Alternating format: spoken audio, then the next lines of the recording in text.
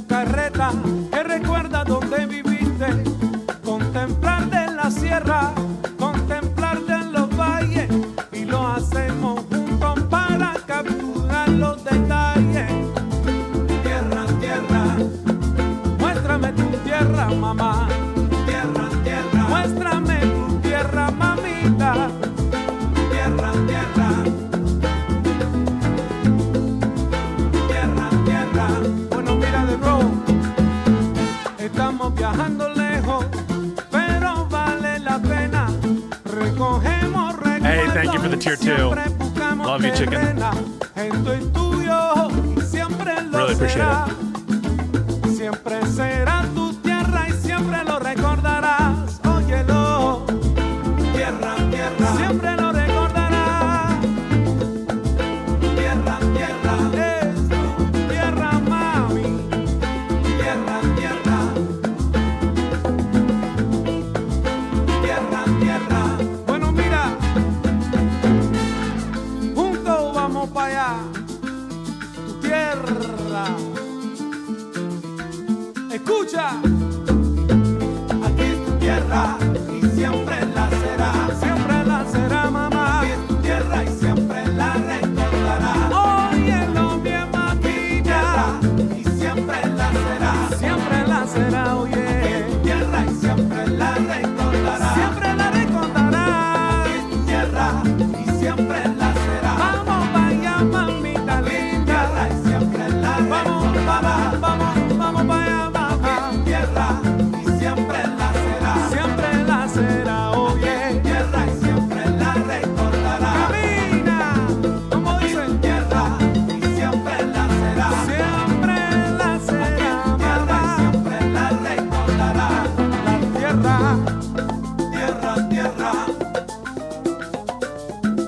Hey, yo! Thank you so much for the membership. Y'all are the best. What up, Mr. Alto? Yeah, it's true. Come on.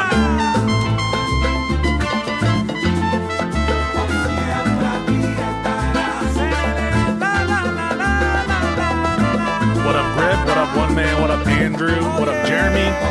Samo Whammo.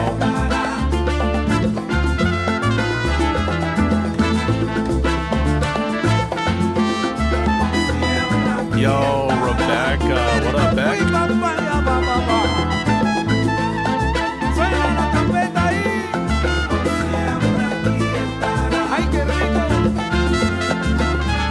Gotta learn, you guys, some things.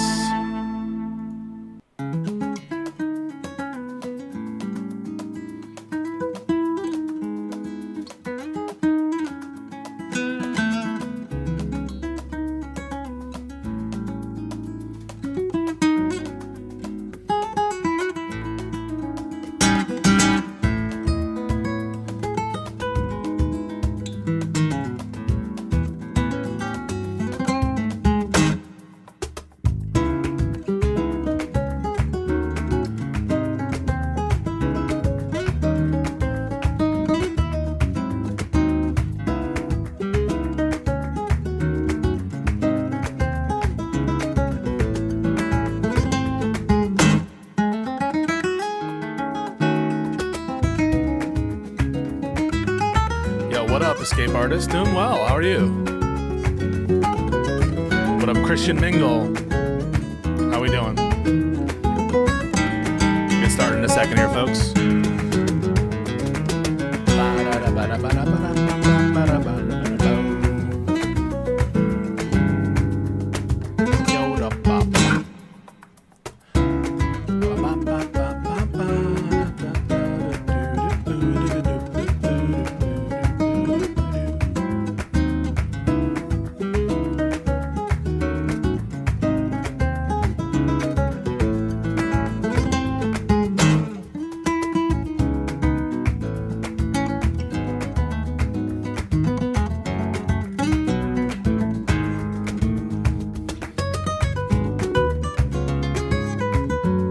By the way, I'm playing the guitar here, all right?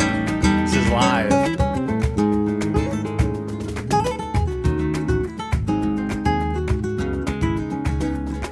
might take a look at this if we want to. I'm not sure though.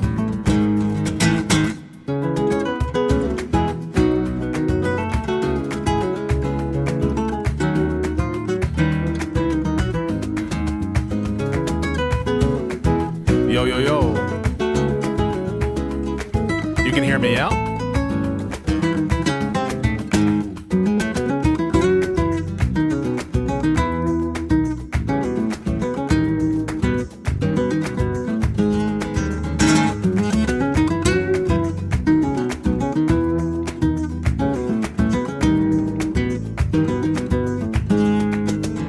All right, that's enough of that. All right, folks, how we doing? Hope you guys are doing well. Good shit. Nice hat. Thank you. There might be some new emotes in the Twitch chat. Heads up. And we're thinking about expanding them on YouTube too. We just need those memberships. But very much appreciate all of the support. Sorry, life stuff, other stuff, get in the way of stream this week. But we're back. We're back in a major, major way. I just did a debate. It was not live. The first thing I'll do is like, it'll be hard for you to follow, maybe. I'll try not to make it hard to follow, but having not seen the debate, you might not like get the full context of it. We're going to try to show it to you next week. It was organized by P.F. Young against this guy, the Distributist, who's a kind of right-wing Catholic guy. I thought it was very fun for me, but I'll let you guys take a look at it. But I will give my musings, my thoughts on it, and what I think a problem with this style of conversation that P.F. Young is trying to like impose on me, and other people try to impose on me too. Just kind of general thoughts on how the meta of the debates are going and some of my frustrations on that. So that's a conversation that just occurred. I have my own recording of it, but since Paul organized it, I don't want to, he requested that we just keep it offline because he has a little bit of a YouTube thing. So we're just going to wait so we can release it concurrently out of respect since he organized the whole thing. So appreciate your guys' patience on that. New glasses, yeah. I have multiple different pairs, but these actually are new. I just wanted like a nice plastic pair that I can just like wear and not worried about as much.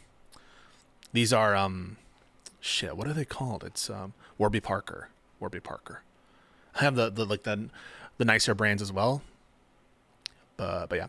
Okay, so how you guys been?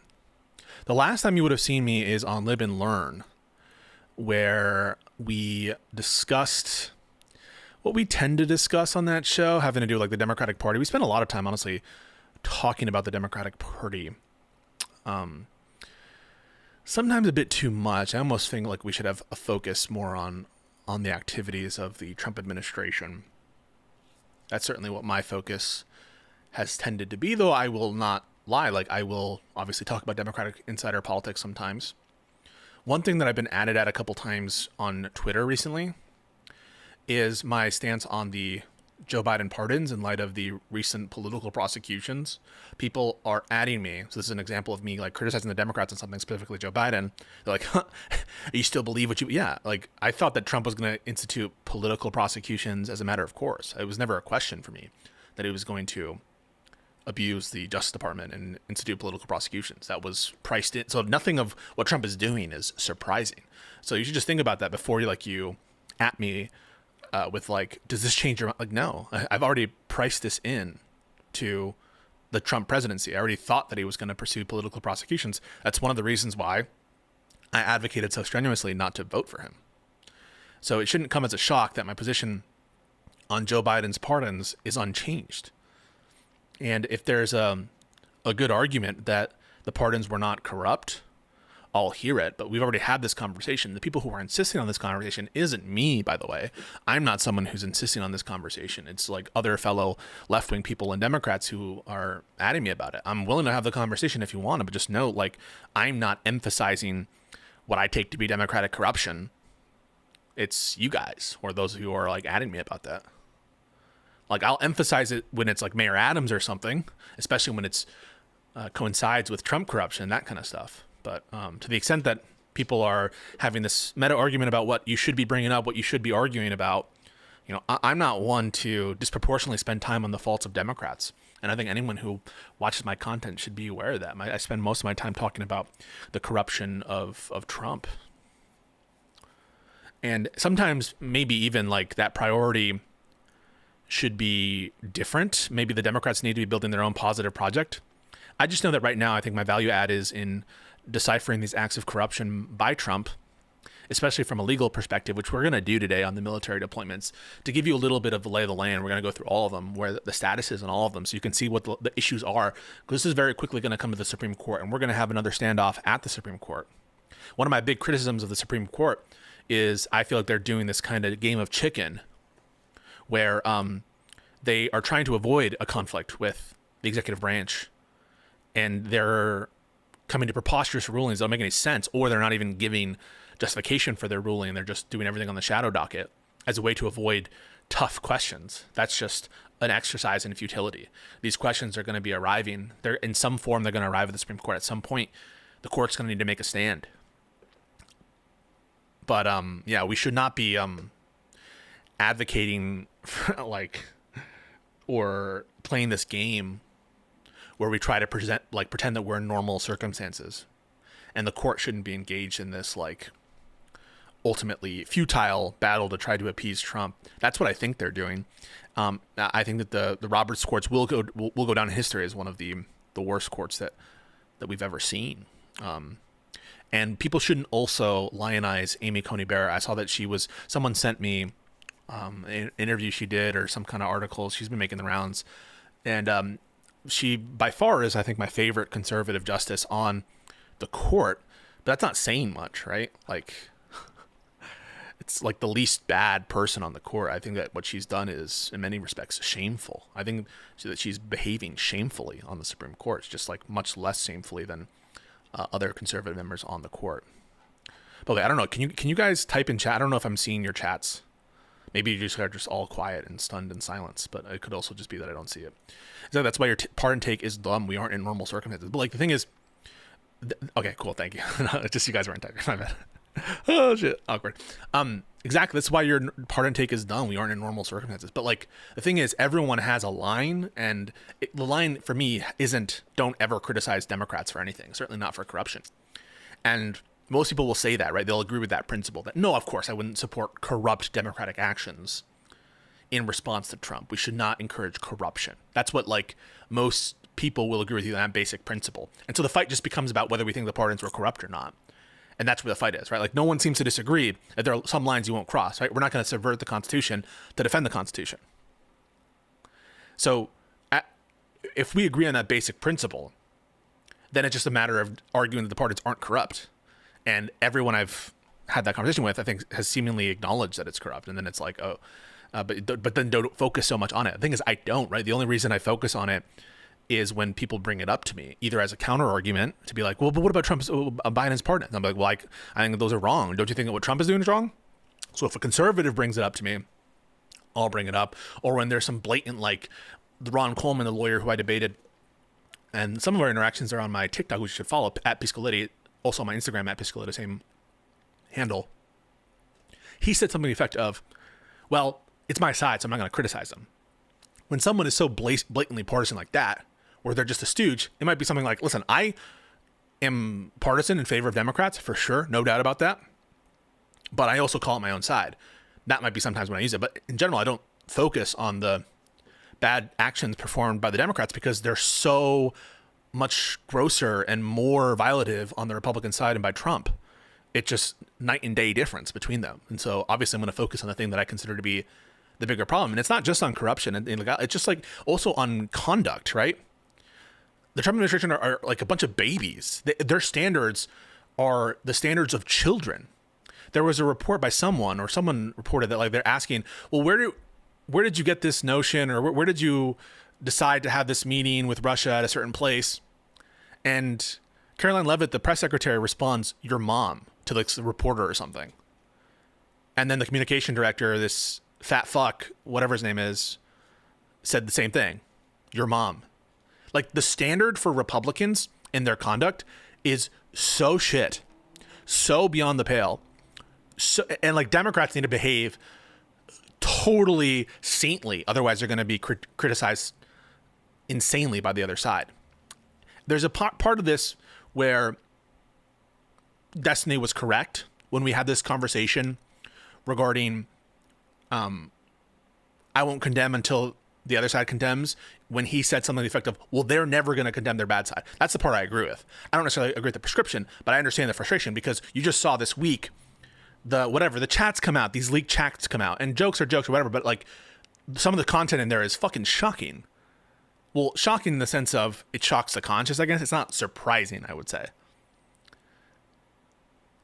They love Hitler. I mean, these people love Hitler. It's funny, Kyle Kalinske was like, some of those words there, some of these jokes or whatever. Oh, really, Kyle? Which jokes do you think are just jokes? That's a reference. But love Kyle, mean it. But all that is to say, you saw a cavalcade of right-wing commentators like, I don't give a shit about people saying they love Hitler on my side. Myron Gaines even said, I love Hitler. Because we know he's a Nazi. He's a pro... Like, it's obvious, right? They have no standards for their own side. So, I mean, I agree with that. That's always been clear to me. That aspect of the descriptive claim that the other side has no standards. That has always been clear to me.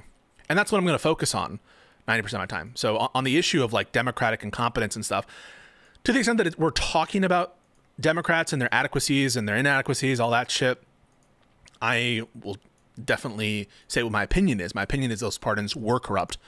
And that hasn't changed because I think that Trump is doing corrupt prosecutions that I already thought he was going to do, you know? So it just like, it to me, anyone who expects my opinion on that to change because I'm like surprised Trump is instituting political prosecutions, like, no. As for the specific prosecution of Bolton, I almost said Michael Bolton, John Bolton, this is the former national security advisor of Trump, with the big handlebar mustache, big war hawk. I haven't read it. It seems like it's like he mishandled classified information blatantly just based on like the little I read on it. And what is so hilarious, but not surprising or shocking at all, is the administration being like, it's so important, classified information is so important. After what Trump did, after Signalgate, basically, like there was like 2 iterations of Signalgate too. They don't give a fuck about this shit. And I'm always going to focus on that double standard, on that corruption, on the... because it's so blatant and in your face. So blatant and in your face. I mean, they're not even hiding it at this point. Same thing with George Santos, right? They basically have making crime legal for any prominent conservative. Tom Homan accepting the bribe, accepting the cash money. What was it, 50,000 in bills or 20,000 in bills? Where did that money go? Did he give it back to the government? They won't answer that question at all. Did Tom Homan give back the cash bills that he received from the FBI? They should go after Michael Bolton for his many crimes. And at a certain point, I will read the Bolton indictment. I also haven't been I'm more up to speed on the Comey stuff, but I will get into the Letitia James stuff, which seems like a bullshit case. But again, I'll look at that one. I'll look at the Bolton one too. I think I have a responsibility to inform you on that stuff. And if there's a solid case against Bolton, I'm gonna tell you that. And my inclination is there probably will be. That's my, inclination. The question will there be like not the substantive guilt, but about the horrific double standard, which is basically there are no classified documents violations for anyone who supports the president or the president himself. Sorry, the former president when he was the president, not the president. Obviously, when he is the president, he has ultimate like classification authority. But for when he's, former president, no importance to challenge him or basically punish him at all for major violations of national defense information laws, Espionage Act, etc. Same thing with Signalgate, when they're like sending Houthi attack plans on an unencrypted app to reporters who are included using Signal and stuff. So they don't really give a shit about that. Those are easy debates to win. Those are every day. But the conservatives are more and more being like less willing to have these conversations and debates because they know it's untenable and they look like fools whenever they try to have these debates. It's embarrassing. Even like they were only able to get table scraps to debate me on the Comey stuff because no one is able to defend that indictment whatsoever. No one is able to actually debate this. Multiple people dropped out, and so they had to have the literal bottom of the barrel apologize to me because they really weren't prepared. I mean, I'm not trying to seek out weak opposition. I'm trying to get the best and the brightest to the extent that they exist on the right. They just don't want to debate. I'm scared about the Voter Rights Act situation. Save me from becoming a complete doomer. Listen, 6-3 conservative majority goes burr. They're going to do what they're going to do. My inclination is probably more likely than not, they're going to substantively cut away from some of the provisions of the VRA, which will have a negative effect on Democrats. I don't think it's a done deal, but it's the likely outcome here. I'm also not super steeped in those issues, though I will be, because it'll be a major contentious Supreme Court decision, I'm guessing. So expect to see more on that. Expect to see more on the Letitia James and Bolton indictments. Expect to see more writing from me. I know that I've been a lot of stuff, guys. Life can get fucky sometimes. But yeah, expect to see more on that shit. As for preventing you from being doomer pilled, if the Democrats get a good enough majority, it doesn't matter, right? If the Democrats can win generically by 6, 7, 8, they're going to take the House.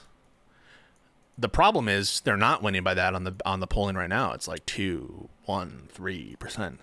They need to double it. You guys remember Squidbillies? Double it. Double it. They need to double it. Double, triple it. And right now they're not where they need to be. That's why I think it's important to offer appropriately calibrated criticisms of the Democrats. They need to get their shit together. They need to get all their shit, put it in a pile, get it together.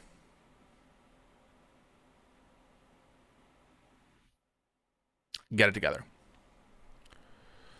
But yeah, that's basically my take, is that you can get over some of this gerrymandering stuff if you, and at a certain point of a victory, the gerrymandering starts to work in the opposite direction, and there can be large scale, but the problem is you need to have a win of that magnitude. And that's where, like, the country is in a fucked situation right now based on what Trump has, like, brought us in terms of the labor market is weakening, the overall, like, what is the value of the tax of the tariffs? It's like over $1 trillion+ in the loss to economic activity, major taxes and increasing prices. The war on breakfast continues. The price of coffee is skyrocketing. So this is fertile ground. It should be fertile ground for Democratic majorities and wild swings in favor of the Democrats, but it's not happening. Why is it not happening? I think it's not happening because there's a problem with the brand. The brand is fucked. And the problem with the brand, this is just like a reality, right? Like, you can say, oh, just move on. Oh, who cares? Nothing's going to change. I guess. Yeah. I guess Schumer probably won't step down, but like, this is just something that we need to acknowledge as fact. We can't just ignore the fact that the Democrats faithful, the constituents, are just like fed up with some of their leaders. We just need to acknowledge that reality. This is similar, by the way, to like when the Tea Party stuff happened for the Republicans. So like, some Democrats, I think, are stepping up to the plate. I criticized Newsom on the recent Live and Learn or something about some law he passed, but in general, I think he's been doing well in this litigation. The Prop 50 stuff from California, the gerrymandering. I'm not writing Gavin Newsom off. I never have. And in general, like, I will tell you who I think is doing well and who I think is not doing well. I think Newsom is generally doing well. I think Pritzker's doing well. I think Chris Murphy is doing very well. I think some of the progressives are doing well. I think AOC and Bernie are doing what they're doing, and they're having effective messaging on the shutdown, specifically on healthcare. I think that they're doing really good stuff. Those two specifically. I'm not pleased with Cory Booker. I'm not pleased with Schumer. I'm not pleased with Hakeem Jeffries. It's not ideological. It's not ideological. It has to do with forceful rhetoric. It has to do with meeting the moment. It really is not ideological for me. It's about strong Democrats. And Fetterman, you have a perfect case study here of a complete and total loser.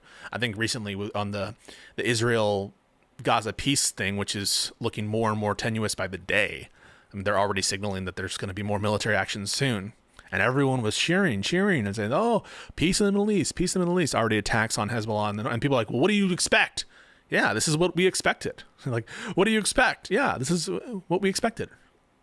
Recalcitrant groups, both Israel, Hamas, Hezbollah, all these groups, and no true peace. That's what we were saying would happen. But anyway, Fetterman, with respect to the peace deal, is like, this peace was achieved through strength, Mr. President. That's exactly what we don't need. This kind of enlightened centrism bullshit is a cancer. To the extent that exists, I'm not saying that Schumer goes that far. I'm not saying Jeffries goes that far. I'm not saying that at all. But to the extent that we have that is just a cancer we need to stamp out. Speaking of the mayor debate, I did watch the mayor debate. I thought Mamdani crushed. I liked the part where he condemned Hassan on 9/11. That was great. Totally took the wind out of Cuomo's sails. I thought Cuomo looked out of touch. I thought Cuomo, that line about experience and integrity, I thought was really good from Mamdani. I thought Mamdani looked weak on the questions of how you're going to attract corporations to the city.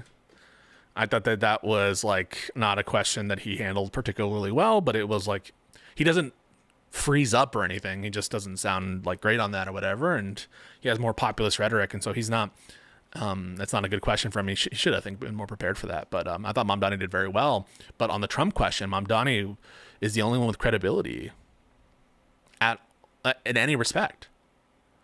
Cuomo's talking about like making deals and basically being like Trump's friend and shit.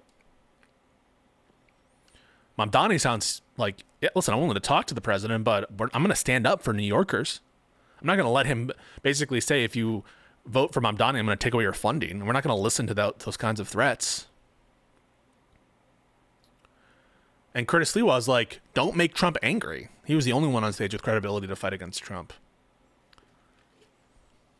Curtis Lewa was like, it was a weird, on the Kathy Hochul questions, Sliwa was like talking her up on some of the stuff against the crime on the subways.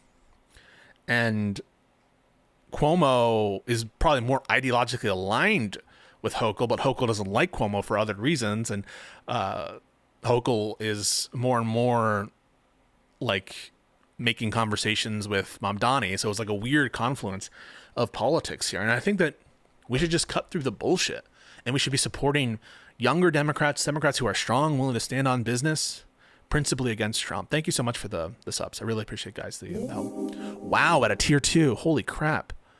Super rare orange Pepe. Tier 2. If a tier 3s are gold, by the way. And crazy sound effects. Yeah, I was waiting for them to talk about the shock collar thing on the debate stage. It was a little surreal, frankly, to hear Cuomo once being spoken about as a presidential nominee, talking about you haven't condemned Hassan Piker. At this point, online Twitch debates become reality. Curtis Lewa with the it was noticed the beret. Like, he should have just wore the beret. I don't even understand what the point is. But yeah, no, I think that the Democrats need to coalesce around their candidates. They need to coalesce against Democrats who are willing to fight against the administration, not willing to like bend the knee to them. That is like the part on which I agree with Hutch, which is, in the moment, I think that the guiding philosophy that will inform my decision is who's going to be a more effective preserver of this country. But preserving our liberty, preserving our constitutional order. That's what motivates me. That's what's my, fixed star. Now, we disagree on how to get there, on empirically how to get there, but that is very much my lodestar. That's what I'm following. And I think we have to acknowledge that people, voters, there are a lot of motivated Democratic voters who care about democracy, who care about anti-corruption.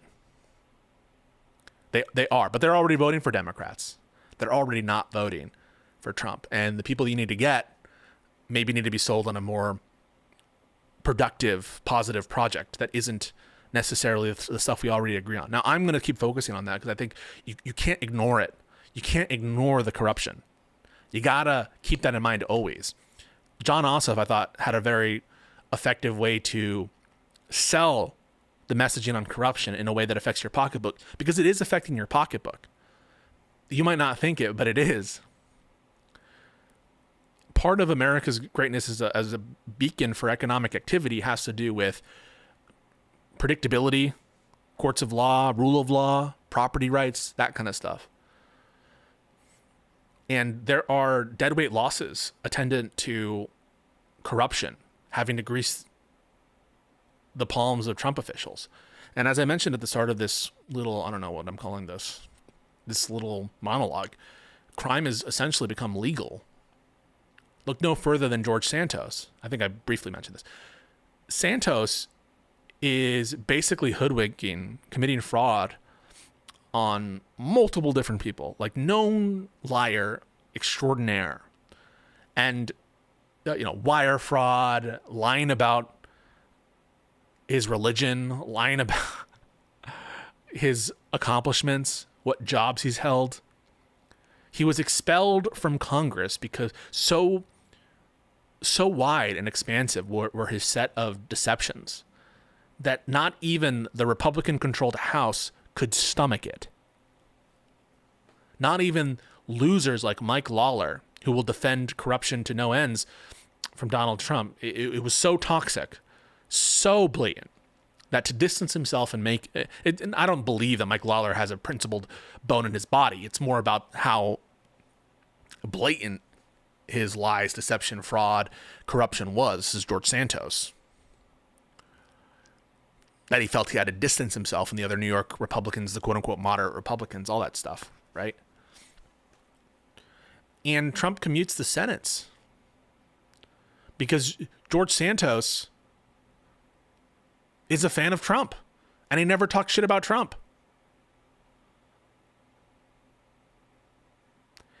This is what you have to ask. If you care, if these people care, they don't care about it, right?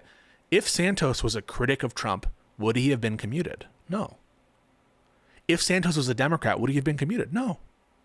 There's no miscarriage of justice of George Santos's case. This was a purely political pardon. Now, I'm not going to sit here and say the pardon power has never been abused. That's one of the reasons why I try to be consistent on it. It's because once you start to say, corruption doesn't matter when it's my side, well, then you're no better in some respect. Maybe the other side has more corruption. Maybe the other side, as an end state, wants corruption, and you as an end state don't want corruption. So you can find ways to try to distinguish it. But for me, it's just a lot simpler to call out what I think is wrong. I think it's wrong to have corrupt pardons. This is as corrupt as it comes. A pure act of political calculation. Now, why is Trump doing this? Is Trump doing this because he really cares about George Santos? He doesn't give a fuck.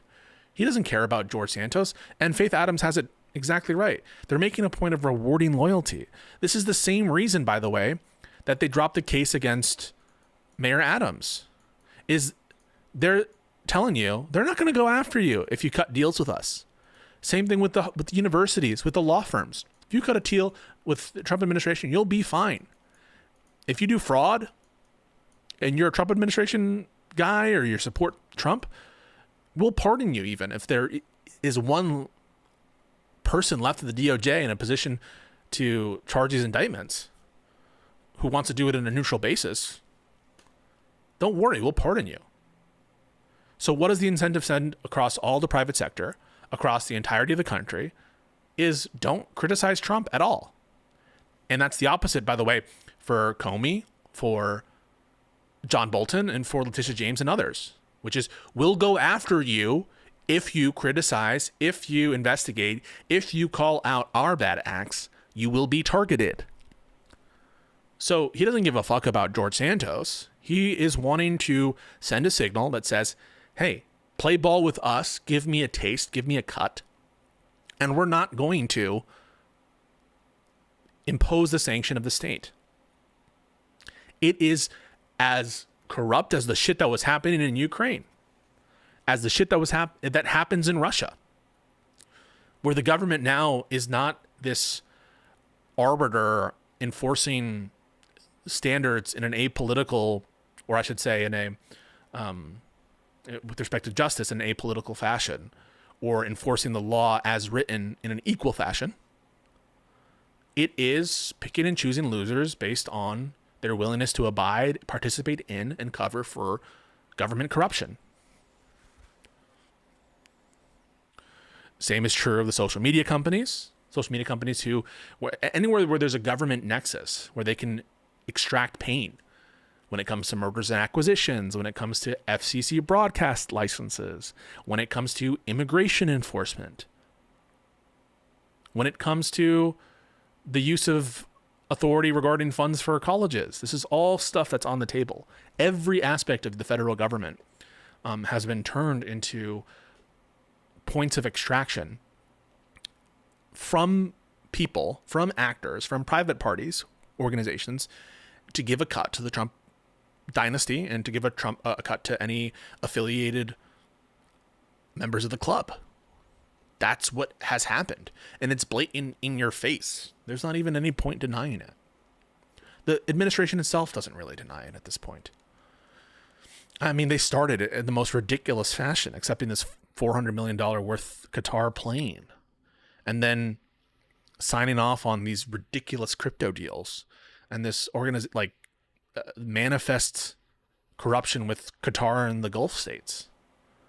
So obvious, blatant, in your face. And that's why Trump is able to get along with these people, because they all rule in the same way, where the organs of the state are just instruments to enforce the personal wealth and prerogatives of a particular family. In the case of Saudi Arabia, it's the Saudis. And in the case of United States of America, it is Trump and Trump surrogates and Trump loyalists. That's what's going on, is they're governing in a like fashion, to the extent that Trump pressured Israel to make a deal. Now, keep in mind, jury is well out on whether or not this peace will last even another 2 weeks, or even if it's lasting as we speak. There are reports of violations, either anticipatory violations of the spirit of the agreement by Israel, or just circumstances by Hamas, or other incursions by Israel into other neighboring states that indicate no more peace. Whatever the source is or the cause is of the lack of peace, the result is no peace. But the reason, to the extent that Trump is imposing pressure on the Israel government, it seems to be related to their strike in Qatar and the interests that are present in the peninsula, right? Like in Arabia. So, I mean, what more information do you need at this point? And I'm kind of speaking to the choir, but just it's always helpful, I think, to take stock and take a step back and be like, well, what the fuck is happening, man? And so, yeah, and they're talking now about additional changes they want to do to the criminal division of the IRS. Now, tax enforcement is going to be happening from a political basis. That's what all of this like Antifa rhetoric is they're trying to investigate the political organizations affiliated with Democrats by linking them to Antifa. Antifa is this terrorist organization, and we're going to treat them as a foreign terrorist organization domestically. And it's in that context that the deployment of the military in American cities is occurring. So it's in that context, in that miasma of corruption and self-dealing and entrenchment, patterns that we've seen in other countries where you see backsliding on democracy. It's in that context in which the military is being deployed in American cities. And that's what we're going to review principally today. I'm going to show you the current status of the various different cases, where the deployments are happening, how they're being challenged, and how those challenges are faring out so far.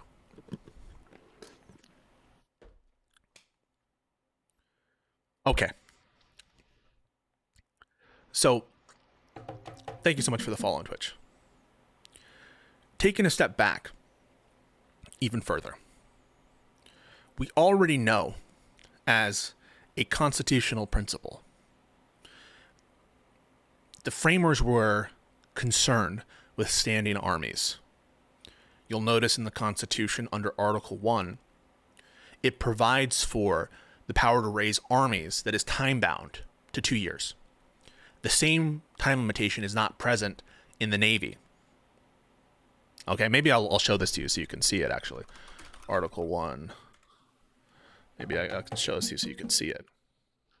Always helpful to actually, like, see the thing I'm talking about, I guess. So you can know I'm not just bullshitting you.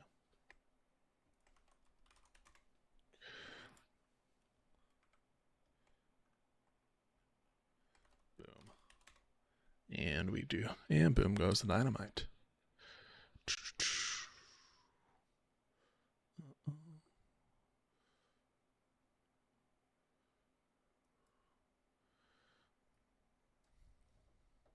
Okay.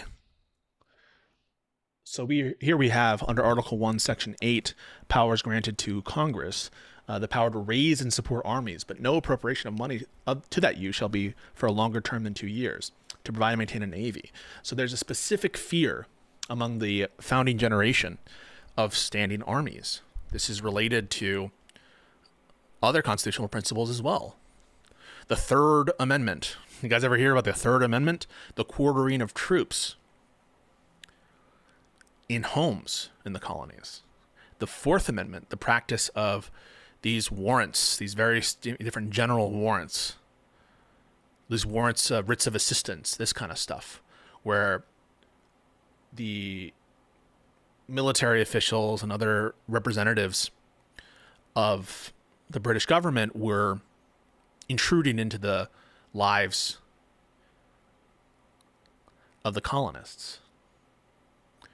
This is a principle also to be found in the giving to Congress the authority to provide for the militia and for how the militia can be federalized. The president is the commander-in-chief of the militia when it's being federalized, but Congress is in charge of making those determinations as to how. If you don't believe me, to provide for organizing, arming, and disciplining the militia, to provide for calling forth the militia. This is under Article 1, not Article 2. So a fear of standing armies, a fear of military governance. People criticized me a little bit when I said that these troops, the regular forces, which we'll talk about that term, the regular forces, are killing machines, I said on Tim Pool. I don't mean that they're there specifically as mindless monsters. What I mean is that they're designed to destroy the enemy.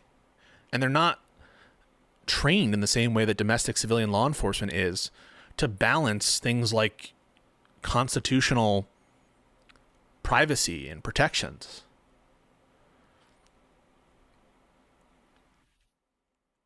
And this fear of standing armies, this fear of military encroachment into civilian law enforcement, that from that could emerge a destruction of the constitutional order, that is found in numerous different places in the Constitution. These are just a couple of the places that I've talked about.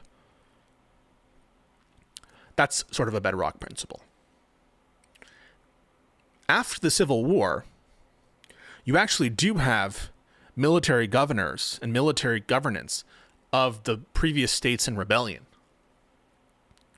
This is after there was a real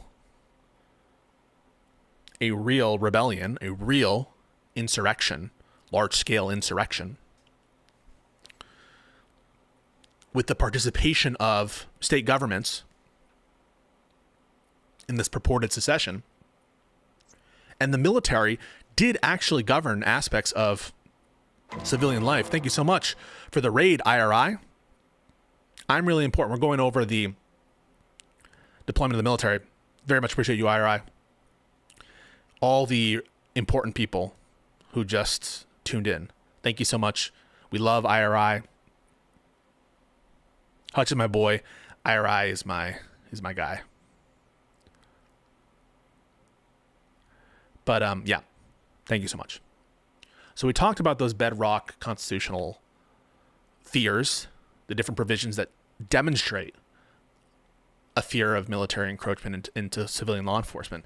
And then you have the example of the Civil War, in which the military started to take a more prominent role in the enforcement of laws in the South when the governments, state governments began to fail after they lost the Civil War, and there needed to be some sort of temporary governance and military rule. Now, understand the context of that is a massive civil war in which hundreds of thousands of people died, which reordered American society in ways that are explicit in the Constitution with the Reconstruction Amendments. But after that, after the Civil War, and after the practice of these military governorships and military control in the southern states, it's in that context that Congress passed the Posse Comitatus Act, right? What was Posse Comitatus? It was in response to the enforcement of civil rights law, among other things, in the southern states, and Reconstruction, where the military was taking a prominent role in the enforcement of civilian law in the South. It shouldn't stand to reason from that context that you should always be against the domestic deployment of the military in every single context. That would be absurd. There are some contexts in which it's acceptable and some contexts in which it is not. And we can agree on what those different contexts are. But I think what people should agree on is we should follow the law as a bedrock principle. Because to the extent that a deployment of the military and keep these concepts separate in your head, federalization, different than deployment, different than particular enforcement actions. Okay, you can think of the federalization of National Guard as a specific action, bringing the National Guard, which has a kind of dual role of both state militia, but can also be called into federal service. That's what this provision of the Constitution, remember Article 1, giving Congress the authority to call forth the militia to provide those rules, and making the president the commander-in-chief of the federalized National Guards. You can think of federalization as an act of bringing the state militias under federal control. That's one thing. The separate is deploying them, right? Actually deploying them in a particular way or fashion. And then third is like, what are they going to do? And you could take objections to all three of those different things, right? Like how they're federalized, if they're federalized, how and where they're deployed, and what, if anything, they're allowed to do. So just keep those various different ways in which the problem of encroaching military deployments could present itself. And beyond the on paper, because we're going to be going through a couple of these different cases to just give you a lay of the land. We're not going to get too in the weeds. I like getting in the weeds, so I can't promise that we won't get a little bit in the weeds. We won't get too in the weeds of each particular case. But taking a bigger step back, even still, is don't let yourself think that this is about the particulars of either the stated issues or what the law says. At a bigger perspective, think of it like a realist. Why is Trump deploying these people here? I gave you the background of all the corruption that's occurring and the weighing of the federal government against private actors. Take a realist position, separate from the formalistic legal stuff we're going to be going over, about why this is even occurring in the first place. This is a case about power. These are cases, I should say, about power. The exercise of military power and political power. It's a sign. It is a declaration. It is a purported assumption of power. And so this is a struggle. What's going on is a struggle right now for power. Who controls these people with guns? What are they allowed to do? What is the president allowed to order these people with guns to do? It's the velociraptor testing at every different point on the electric fence. And the forum is not just the courts. The cities are also the forum in which this conflict regarding power is occurring. It is a literal struggle in the sense of, the actual conflicts on the ground, the allegations of military members of the National Guard, etc., infringing on people's rights, etc. It is a battle, metaphorically, as between the states and the federal government, where the federal government is trying to assert supremacy over the state governments with respect to their National Guards. Now, there is a supremacy clause of the Constitution, but that presupposes some valid act of Congress or some valid enforcement of a law by Congress and abiding by the laws of Congress with respect to the National Guard and military, which you shouldn't necessarily presuppose here. In this context, it seems that the statutory claims rise and fall with the constitutional claims. So I should say, whether there's a violation of the Constitution largely depends on whether they're violating Congress's laws. So there's that on the ground, you could say, physical contest. There's this contest between the state governments and the federal government. That's the federalism conflict. That's Newsom versus Trump, right? That's Pritzker versus Trump. That's the state of Illinois versus United States of America. And then there's also the separation of powers conflict. This is Congress and the courts versus the president. Can the court even review it? Can Congress even legislate with respect to this? Did Congress say this or that? So viewed through that lens, that this is a struggle for power. Who is seeking to assert power? It's Trump. Trump is seeking to assert power and his minions. And they're trying to dominate the private individual and push them into fear and silence. They are trying to dominate the state governments. That's how they want these stooges like Eric Adams in charge. That's why we need to have fighters in our state and local governments, not quitters. One of the cases that we're going to talk about is in Tennessee, where the state government is in line with Trump. But that's why we need fighters on the local and state level. So he's trying to dominate the private actor. He's trying to dominate the state. And he's trying to dominate the courts, the federal courts, and dominate Congress. So it's an assertion of power. And that's what this is all about. It doesn't have anything to do with crime. If you're talking crime, you are, I'm sorry to say, a complete victim of propaganda. You're a useful idiot for these MAGA conservatives. If you're talking about, well, wouldn't it be useful if we this or that crime? This ain't about it. This is about Project 2025. Now, I will definitely argue with conservatives who in bad faith try to make this argument about crime. Brings me back to the debate with the mayoral debate in New York. That debate, the moderators acknowledged that crime is falling across the country and has been.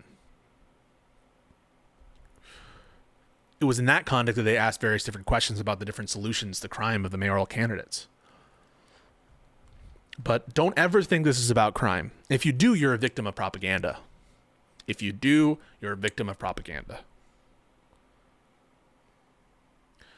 So, let's get into some of what's going on here. What is, on paper, Trump doing with these different military deployments?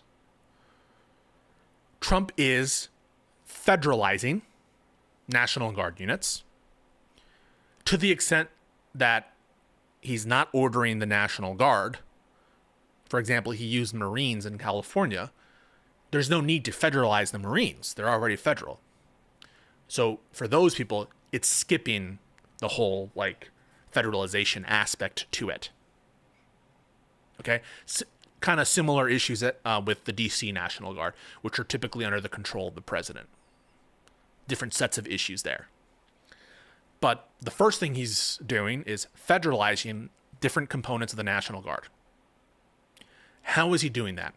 He's invoking one of the provisions that Congress enacted to provide for calling forth the militia, right? The militia, from a constitutional perspective, already exists. They owe their allegiance to their various states. That's why Congress is not creating the militias. That's why the Constitution doesn't say Congress shall create the militias. The militias don't owe their existence to the federal Constitution. What is Congress doing? Congress is providing for calling forth the militias, the pre-existing militias. And he can also provide the organization, arming, and disciplining of the militias and governing such part of them as may be employed in the service of the United States, reserving to the states respectively the appointment of officers, etc. So the clear structure being outlined by Congress here is states are going to be in charge of their militias, but Congress can legislate when and how these militiamen, which is what these National Guard people are, how and when they can be called forth. The first of these militia acts were called the Calling Forth Acts. Kind of old-timey language to indicate we're bringing you into the federal service. And so Congress did that, and it's been amended various different times. And the president, the Oval Office occupant, Donald Trump, is citing a particular statute of law to justify the federalization of some of the state militias in this case. When I say state militia here, state National Guard, think similar, okay? This is 10 U.S.C. 12406. This is the law that is at issue in many of these different cases. This law pertains to the federalization of the different components of the National Guard. It says, whenever the United States or any of the commonwealths or possessions is invaded or is in danger of invasion by a foreign nation. Trump has not alleged this as a justification for his federalization of the National Guard. He has cited invasion for purposes of the Alien Enemies Act. That's that old provision of law that allows him to purportedly, right, deport in a summary fashion non-citizens, aliens, who are either at war or invading, right, the United States, or a nation that is invading the United States. He has cited invasion for other purposes, other corrupt, I would say, authoritarian maneuvers, most prominently with respect to the Alien Enemies Act. But he did not cite this provision for purposes of federalizing the National Guard. He did cite the other two, sub 2 and sub 3. And this is a lot of what's at issue in these various different cases. And again, I'll give you an overview of the different cases at issue here. 2, when there is a rebellion or a danger of a rebellion against the authority of the government of the United States. Or 3, the president is unable with regular forces. What does this mean, right? To execute the laws of the United States. And it says, if such things exist, right, whenever those things exist, the president may call into federal service members and units of the National Guard of any state, the militia, right, in such numbers as he considers necessary to repel the invasion, suppress the rebellion, or execute those laws. Orders for these purposes shall be issued through the governors of the state, or in the case of the District of Columbia, through the commanding general of the National Guard of the District of Columbia, acknowledging DC's kind of unique role here.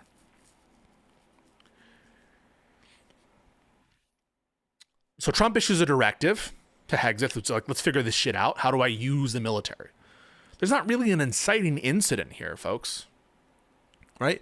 They're drumming up some bullshit pretext because they just want to use the military, the Department of War, what they're calling it, the so-called Department of War.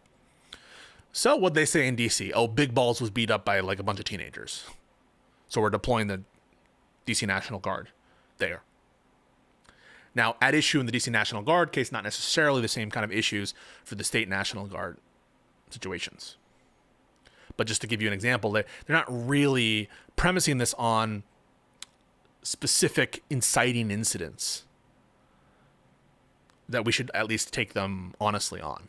There's some pretext that they're going to use that is disproportionate to the display of force from a normative perspective. But they were interested to use the Army or the Marines, or I should say the military of the United States in some capacity. And they've been signaling this for a while. This is not the only provision of law that allows for the federalization of National Guard. There's also, famously, the Insurrection Act. And there's other provisions of law that allow for potential federalization of National Guard components. So this is not the exclusive method by which National Guard can be federalized, but it is the one that has been cited. Okay?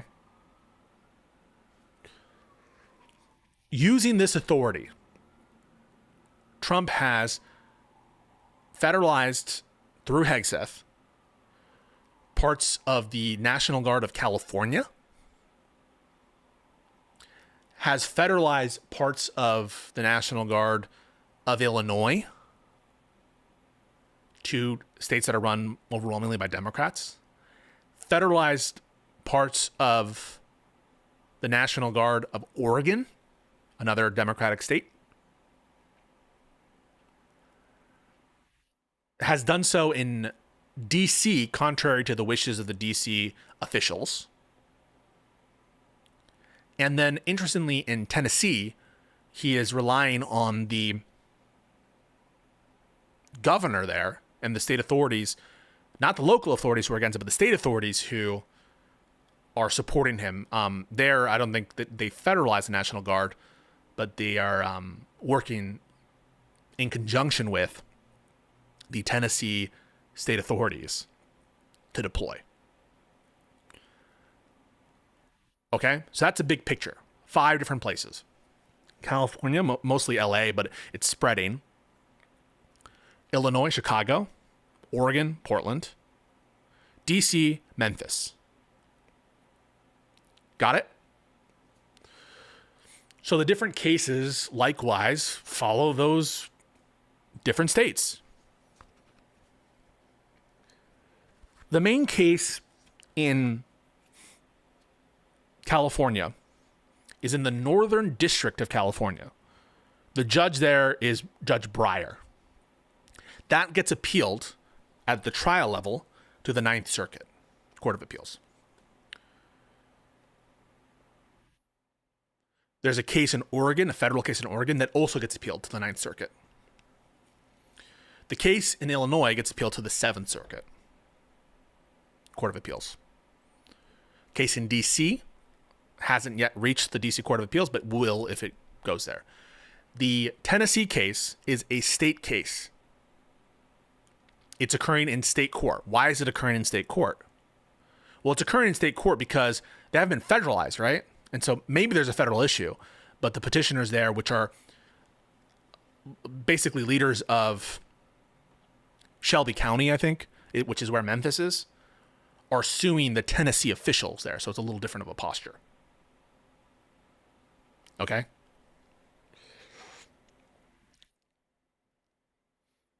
I previewed at the start of this that you can attack various different aspects as the plaintiffs of what the government is doing here. One, you could charge the defendants and say, hey, you're not allowed to federalize either because you haven't met one of these substantive preconditions, right?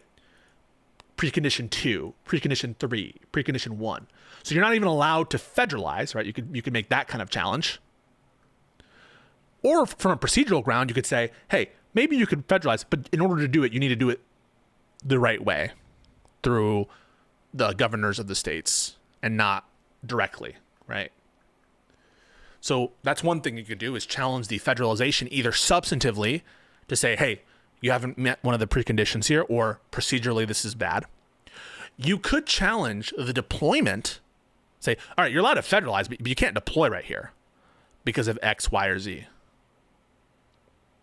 And those could relate to substantive provisions of this statute, or it could relate to procedural stuff, or it could relate to other constitutional issues. Or you could challenge what they're doing. There's another law called Posse Comitatus that I talked about, which prevents the military in general from enforcing civilian law. Just like the standard for the National Guard is that the states are the ones who enforce aspects related to their militias, the standard is that the military doesn't enforce civilian law. But just like there are exceptions to that National Guard militia stuff where Congress can call forth the militia, there are exceptions to posse comitatus. Posse comitatus, which says that in general, military doesn't enforce civilian law, actually makes it a crime for the military to enforce civilian law. But there are exceptions to that provisions of law can provide for the military enforcing laws in some cases. So big picture, you can challenge their federalization, you can challenge their deployment, you could challenge what they're doing. Are they enforcing civilian law or are they not enforcing civilian law? Additionally, in sort of other ways, you could say in particular cases, what the National Guard or ICE is doing is unconstitutional because it violates rights. That's kind of a different theory, right? One is like a power question. You don't have the power to deploy like this. You don't have the power to enforce civilian law. You don't have the power to call forth the militia. You don't have the power to deploy. Another aspect is you don't have the power to infringe on our rights. It's more of a rights question as opposed to a power question. You can't. What you're doing right here is infringing on our rights, separate from posse comitatus, separate from the substantive provisions of the Calling Forth Acts and the Militia Acts. Is what you're doing violating individual rights of citizens, non-citizens, etc., in the various different places in which you're deploying? So that's a hodgepodge of stuff, complaints that plaintiffs can bring against the government and what they're doing. Some of these, I think all of these, have been raised in the various different cases, as we'll see. Some responses from the federal government, from Trump specifically, could be like the following. A, we do have the authority, we have the power because one of these conditions is met, right? Or, we followed all the procedural stuff. Or we're not violating rights and you haven't made out your case.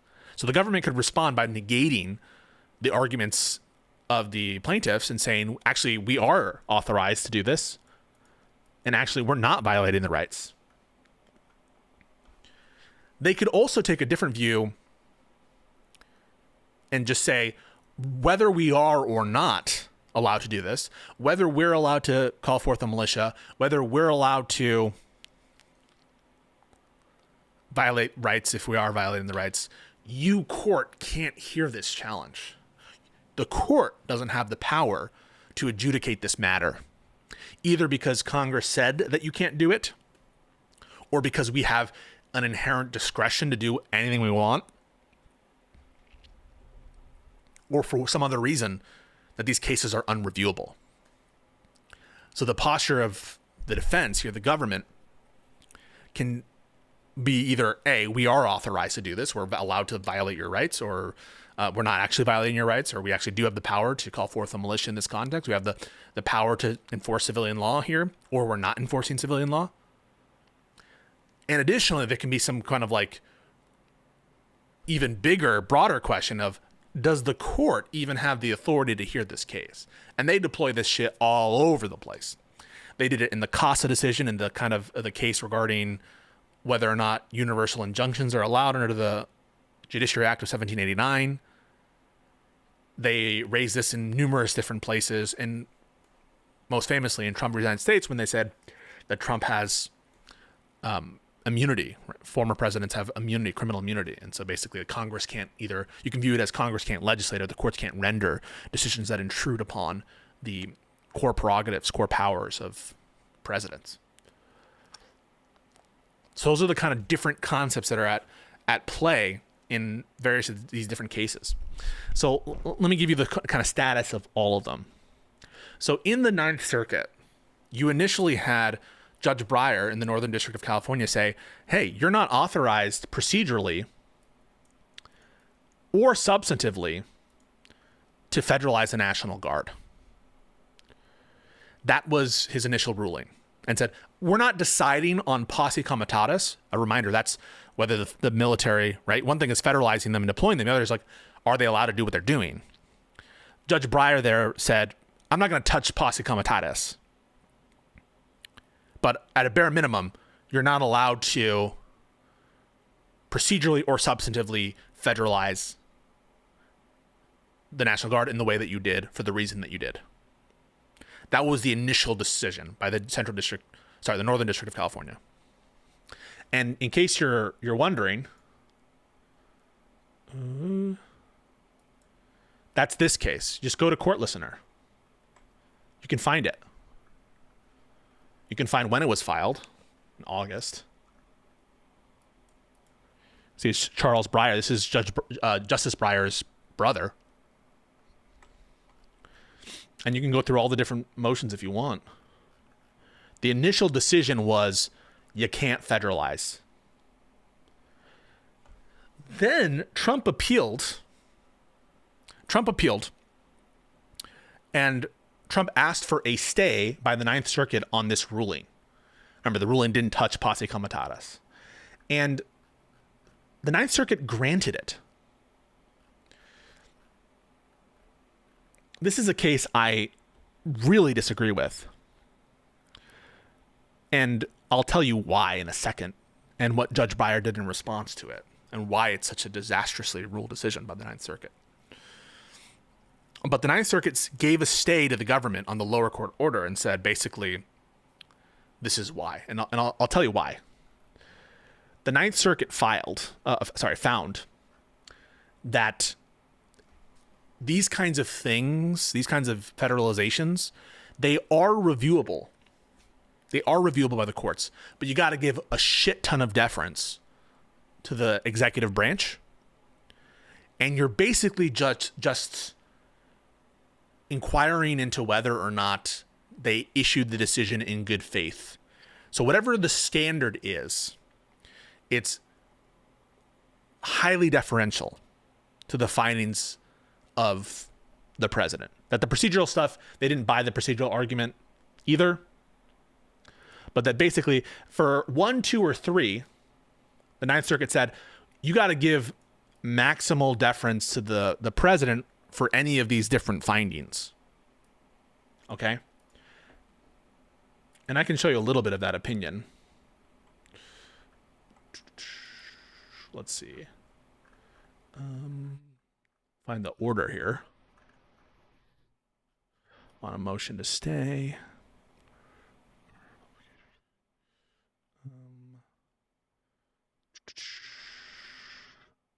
Where is this shit? Just 1 second, folks.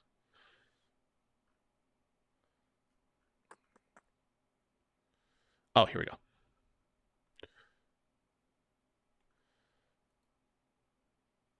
One sec. What the shit?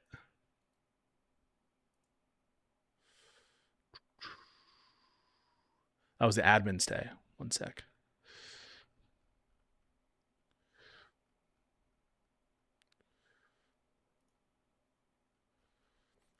Okay. So among other things, let's get to the legal standards.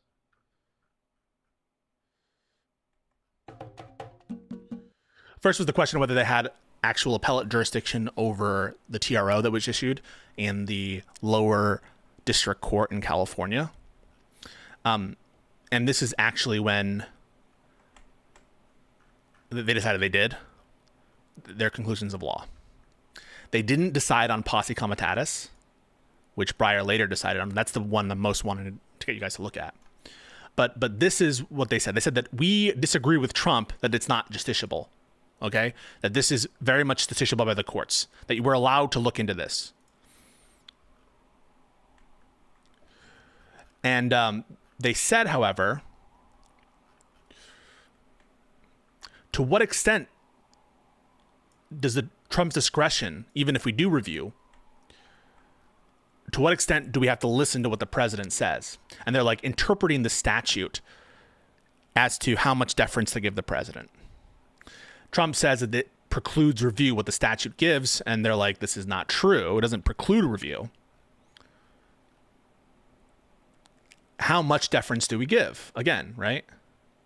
And the Ninth Circuit says that this is a question of statutory interpretation, right? Congress could make it whatever they want. And look at what they say here. If we were considering the text of it alone, we would conclude that the president's determination is subject to review like certain other factual findings that are preconditions for executive actions under a statute. So like normally, if we were just looking at this law by itself, we would say that there's not like any additional weight that we give to the president's determination. Okay? That's what the court is saying here. If we were considering the text of it alone, 12406. But we are not writing on a blank slate. We are deciding in context of Martin v. Mott. Now, this is the main case that is cited by Trump, where in the this was after the War of 1812. There was a militia guy who like refused to get called up, and so the government tried to fine him for. They tried to fine this Mott guy, right? Like Mott said, I'm not coming up. And then later Martin, who was whoever, the prosecutor or whatever, was like, hey, Mott, you have to pay a fine and you have to, do this shit. In this case, the court had some kind of loose language, which is basically like this is back in the 1820s. The president's decision here is unreviewable when he makes those decisions on preconditions. And so the court is saying if we were interpreting the statute, we wouldn't interpret it, but Congress was writing in the context of Martin v. Mott. Now, I think there are a lot of problems with that, and Judge Breyer will call something out. But this is why they're interpreting this to give the president a lot of deference, is because, like in Martin v. Mott, when President Madison called forth the New York militia, this is the Militia Act of 1795, but it was President Madison in the War of 1812. Jacob Mott said, no, I'm not coming.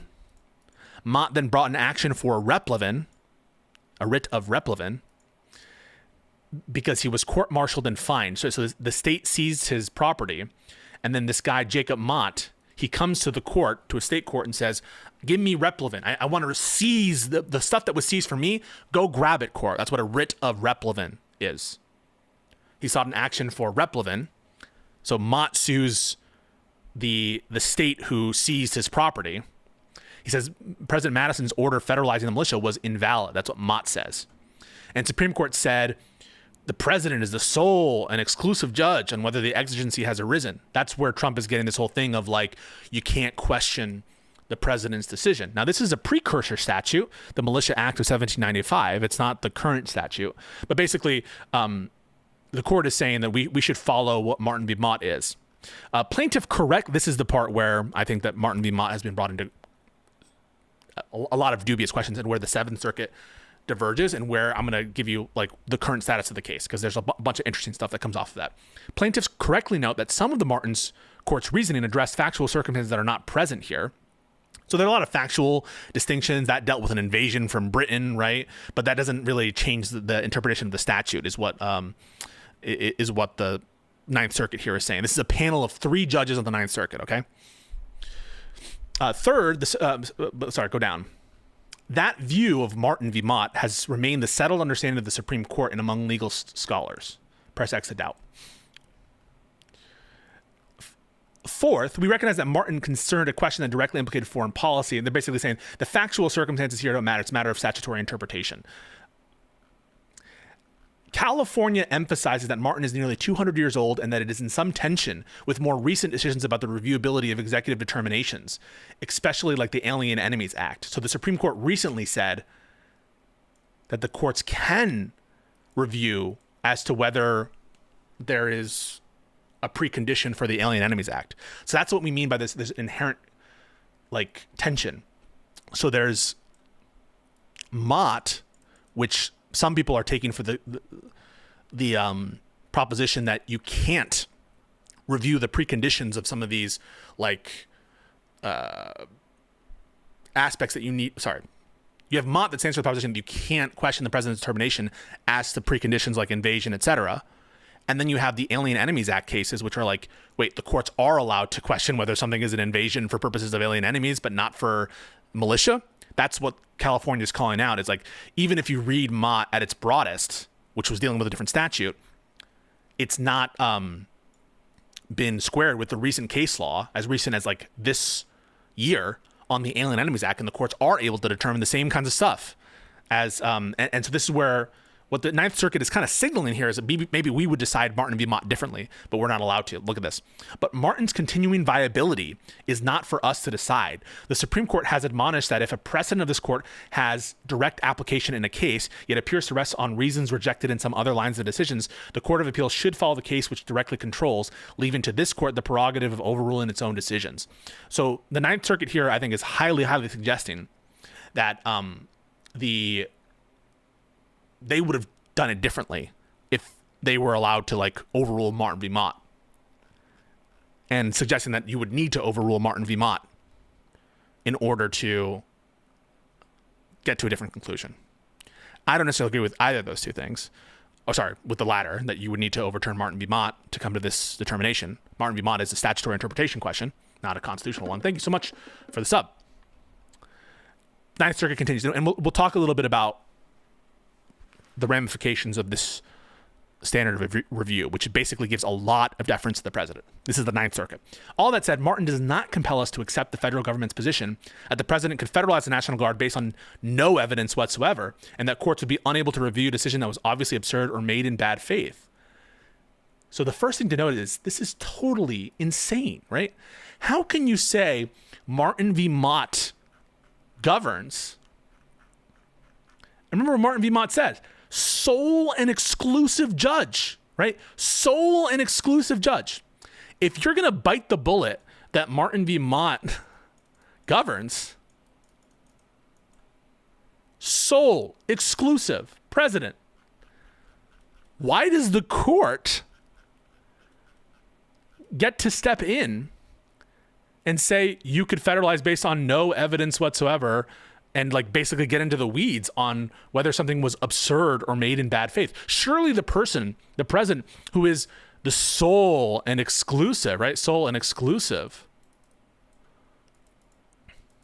determiner of the preconditions, it's his determination that is whether something is absurd or bad faith. So I think that the Ninth Circuit in the Newsom case is being inherently contradictory. If you accept Martin v. Mott, it's not up to the courts to determine whether or not something is absurd or done in bad faith. Where is the ability for the courts to review something that's in the sole and exclusive prerogative of the president? So this is one of the, I think, inherent contradictions in this case, one of the reasons I hate it. Now, as a practical matter, I'm glad that they're not foreclosing all forms of judicial review of this case, but the way they're getting there is not analytically rigorous. This is another example of the kind of shit that the Supreme Court does. This doesn't make any sense. They're trying to have their cake and eat it too. If you want to have your cake and say Martin v. Mott clearly holds, and we need to hold Martin v. Mott even though it was a different statute, even though I think the language there is incredibly loose, and we should understand Martin v. Mott in the context that it occurred. I'll show you in a second the Seventh Circuit opinion, which is typically thought of as a less liberal circuit, I should let you know. There are 2 Trump-appointed judges on this Ninth Circuit panel and 1 Biden-appointed judge on this panel, but it was a unanimous decision by this panel. In the Ninth Circuit, it's only 3 judges. But this is the kind of shit that bothers me, because it doesn't make sense. If you're going to go with Martin v. Mott says exclusive, sole, president. It doesn't leave open areas for the court to like review, right? Whether something is absurd or done in bad faith. If you interpret Martin v. Mott in the way that the Trump administration is wanting us to interpret, in the way apparently, right, that the court in the Ninth Circuit is trying to interpret it. What they're trying to do is like say, okay, we can review some things, but Trump wins this case. We're gonna give him this win. Now, it was temporary, and it was later. I'll tell you what happened and what changed, and why it might still change. In Martin, the court addressed the argument that the power confided to the president is a limited power, can be exercised only in the cases pointed out in the statute. And the court explained that when the president exercises an authority confided to him, the presumption is that it is exercised in pursuance of law. As the court noted, a public officer is presumed to act in obedience to his duty until the contrary is shown. Moreover, discussing Martin, the Supreme Court has observed that the nature of power also necessarily implies that there is a permitted range of honest judgment. So they're basically hodgepodging together different statements. Again, the presumption, this is a presumption that Congress had. This presumption wasn't for the courts to question if you take Trump at his word, and as the Ninth Circuit is suggesting here, they're basically coming up and stitching together some different language from different cases, and even in Martin v. Mott, some language that seems to suggest, that there's a presumption that they're going to be honest and stuff, and therefore we can get into whether it's honest. Consistent with Martin, courts may at least review the president's determination to ensure that it reflects a colorable assessment of the facts and law within a range of honest judgment. So now, instead of it being sole and exclusive, the president's discretion as to whether there's precondition, sole and exclusive, except every single court in the United States can question whether or not there's a colorable assessment of the facts and law within an honest range of judgment. That's what I mean. Like, it's totally, in my opinion, unjustifiable to take the Ninth Circuit panel's view here that Martin v. Mott is giving this enormous amount of deference, but it's leaving open some judicial review. So if things get really, really bad, maybe we can step. But things are getting really, really bad. They are really, really bad. And this is not honest. This is the decision of the panel. Now, I'll let you know that there's a current pending motion as to whether the entire case should be reconsidered in banc. In banc meaning by the entire Ninth Circuit. So this is a panel of 3, and there's a pending motion about whether it should be heard in banc. And give me 1 second to fix something real quick. 1 second.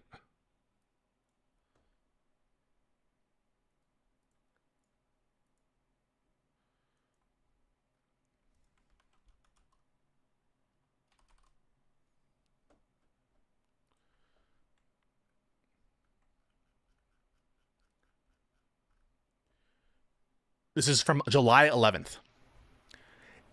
A judge of this court has called for a vote to determine whether this case should be reheard in banc. The parties are directed to file simultaneous briefs setting forth their respective positions on whether this case should be reheard in banc. So there was a judge from that circuit that said, listen, this panel, we need to rehear this. And so right now there's a pending motion still as to whether the entire Ninth Circuit should reconsider the case. And that was initiated by a judge of the Ninth Circuit. So that's one indication that I think this is shaky. Another reason why I think it's shaky is what the court had to say about inability to execute the law. So the first aspect that I just talked to you about is like, what level of deference do we give the president on any of these preconditions? Separate from that, it's understanding what these provisions even mean. This, the court is allowed to interpret fully, right? What these words mean. And how the Ninth Circuit interpreted inability to execute the laws of the United States, they only meant, when they wrote this, not total inability to enforce the laws, but like a significant impairment of the law. So 2 things, right? So the first is, we give the president a shit ton of deference per Martin v. Mott, although not the sole and exclusive. And for subsection 3, inability to execute the laws of the United States doesn't mean inability to execute the laws of the United States. It just means some significant impairment. And that's what the Ninth Circuit said in coming to a determination about what these words mean. Okay? How does that relate to why, is this precedent even viable as it stands right now?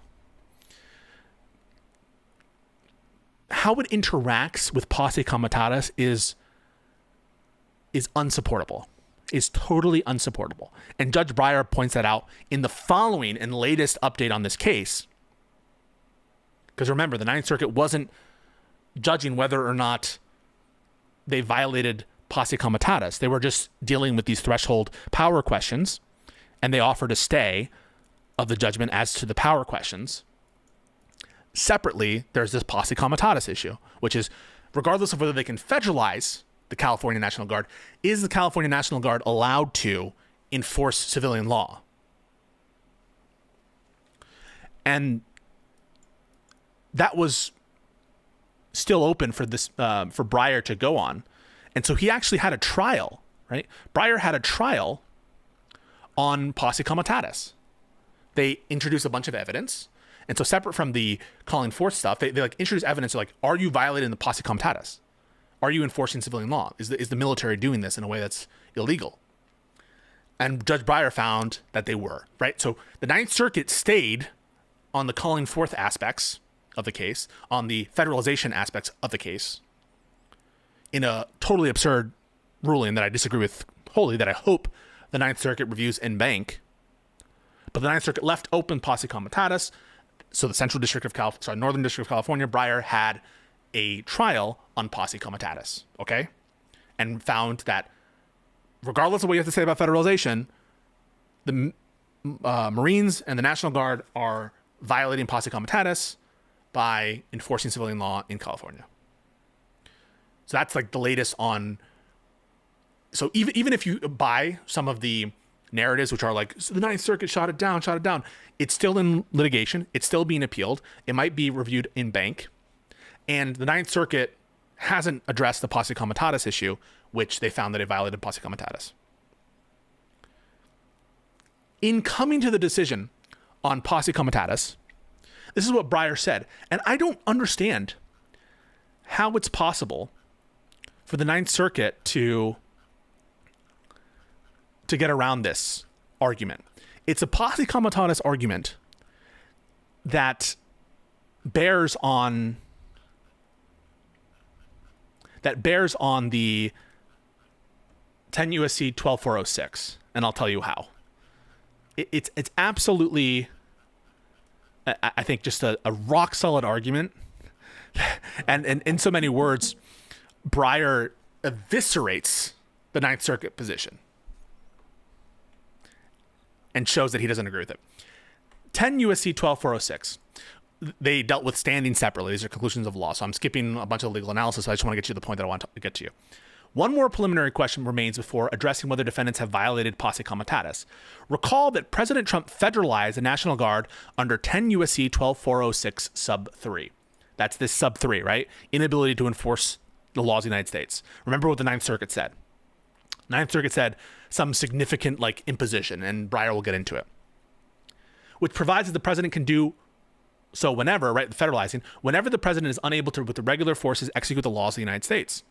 Defendants argue that 12406 sub 3 is an exception to posse comitatus. So the act does not even apply to the federalized National Guard. The court now addresses that contention. So what Trump is saying is, we don't need to follow posse comitatus if we federalize under sub 3. That under sub 3, it presupposes enforcement of civilian law. To start, the court is unaware of any person, government lawyer, military, civilian official, court, or commentator who has made this argument other than defendant's lawyer in this case. The Department of Defense, Department of War now, right, has not taken this position in its publications on the Posse Comitatus Act. So Trump is offering a novel argument here. Novel argument, which is this 12406 sub 3 is not only an exception to calling forth the militia, which is typically under state control, but it's also works as an exception to Posse Comitatus.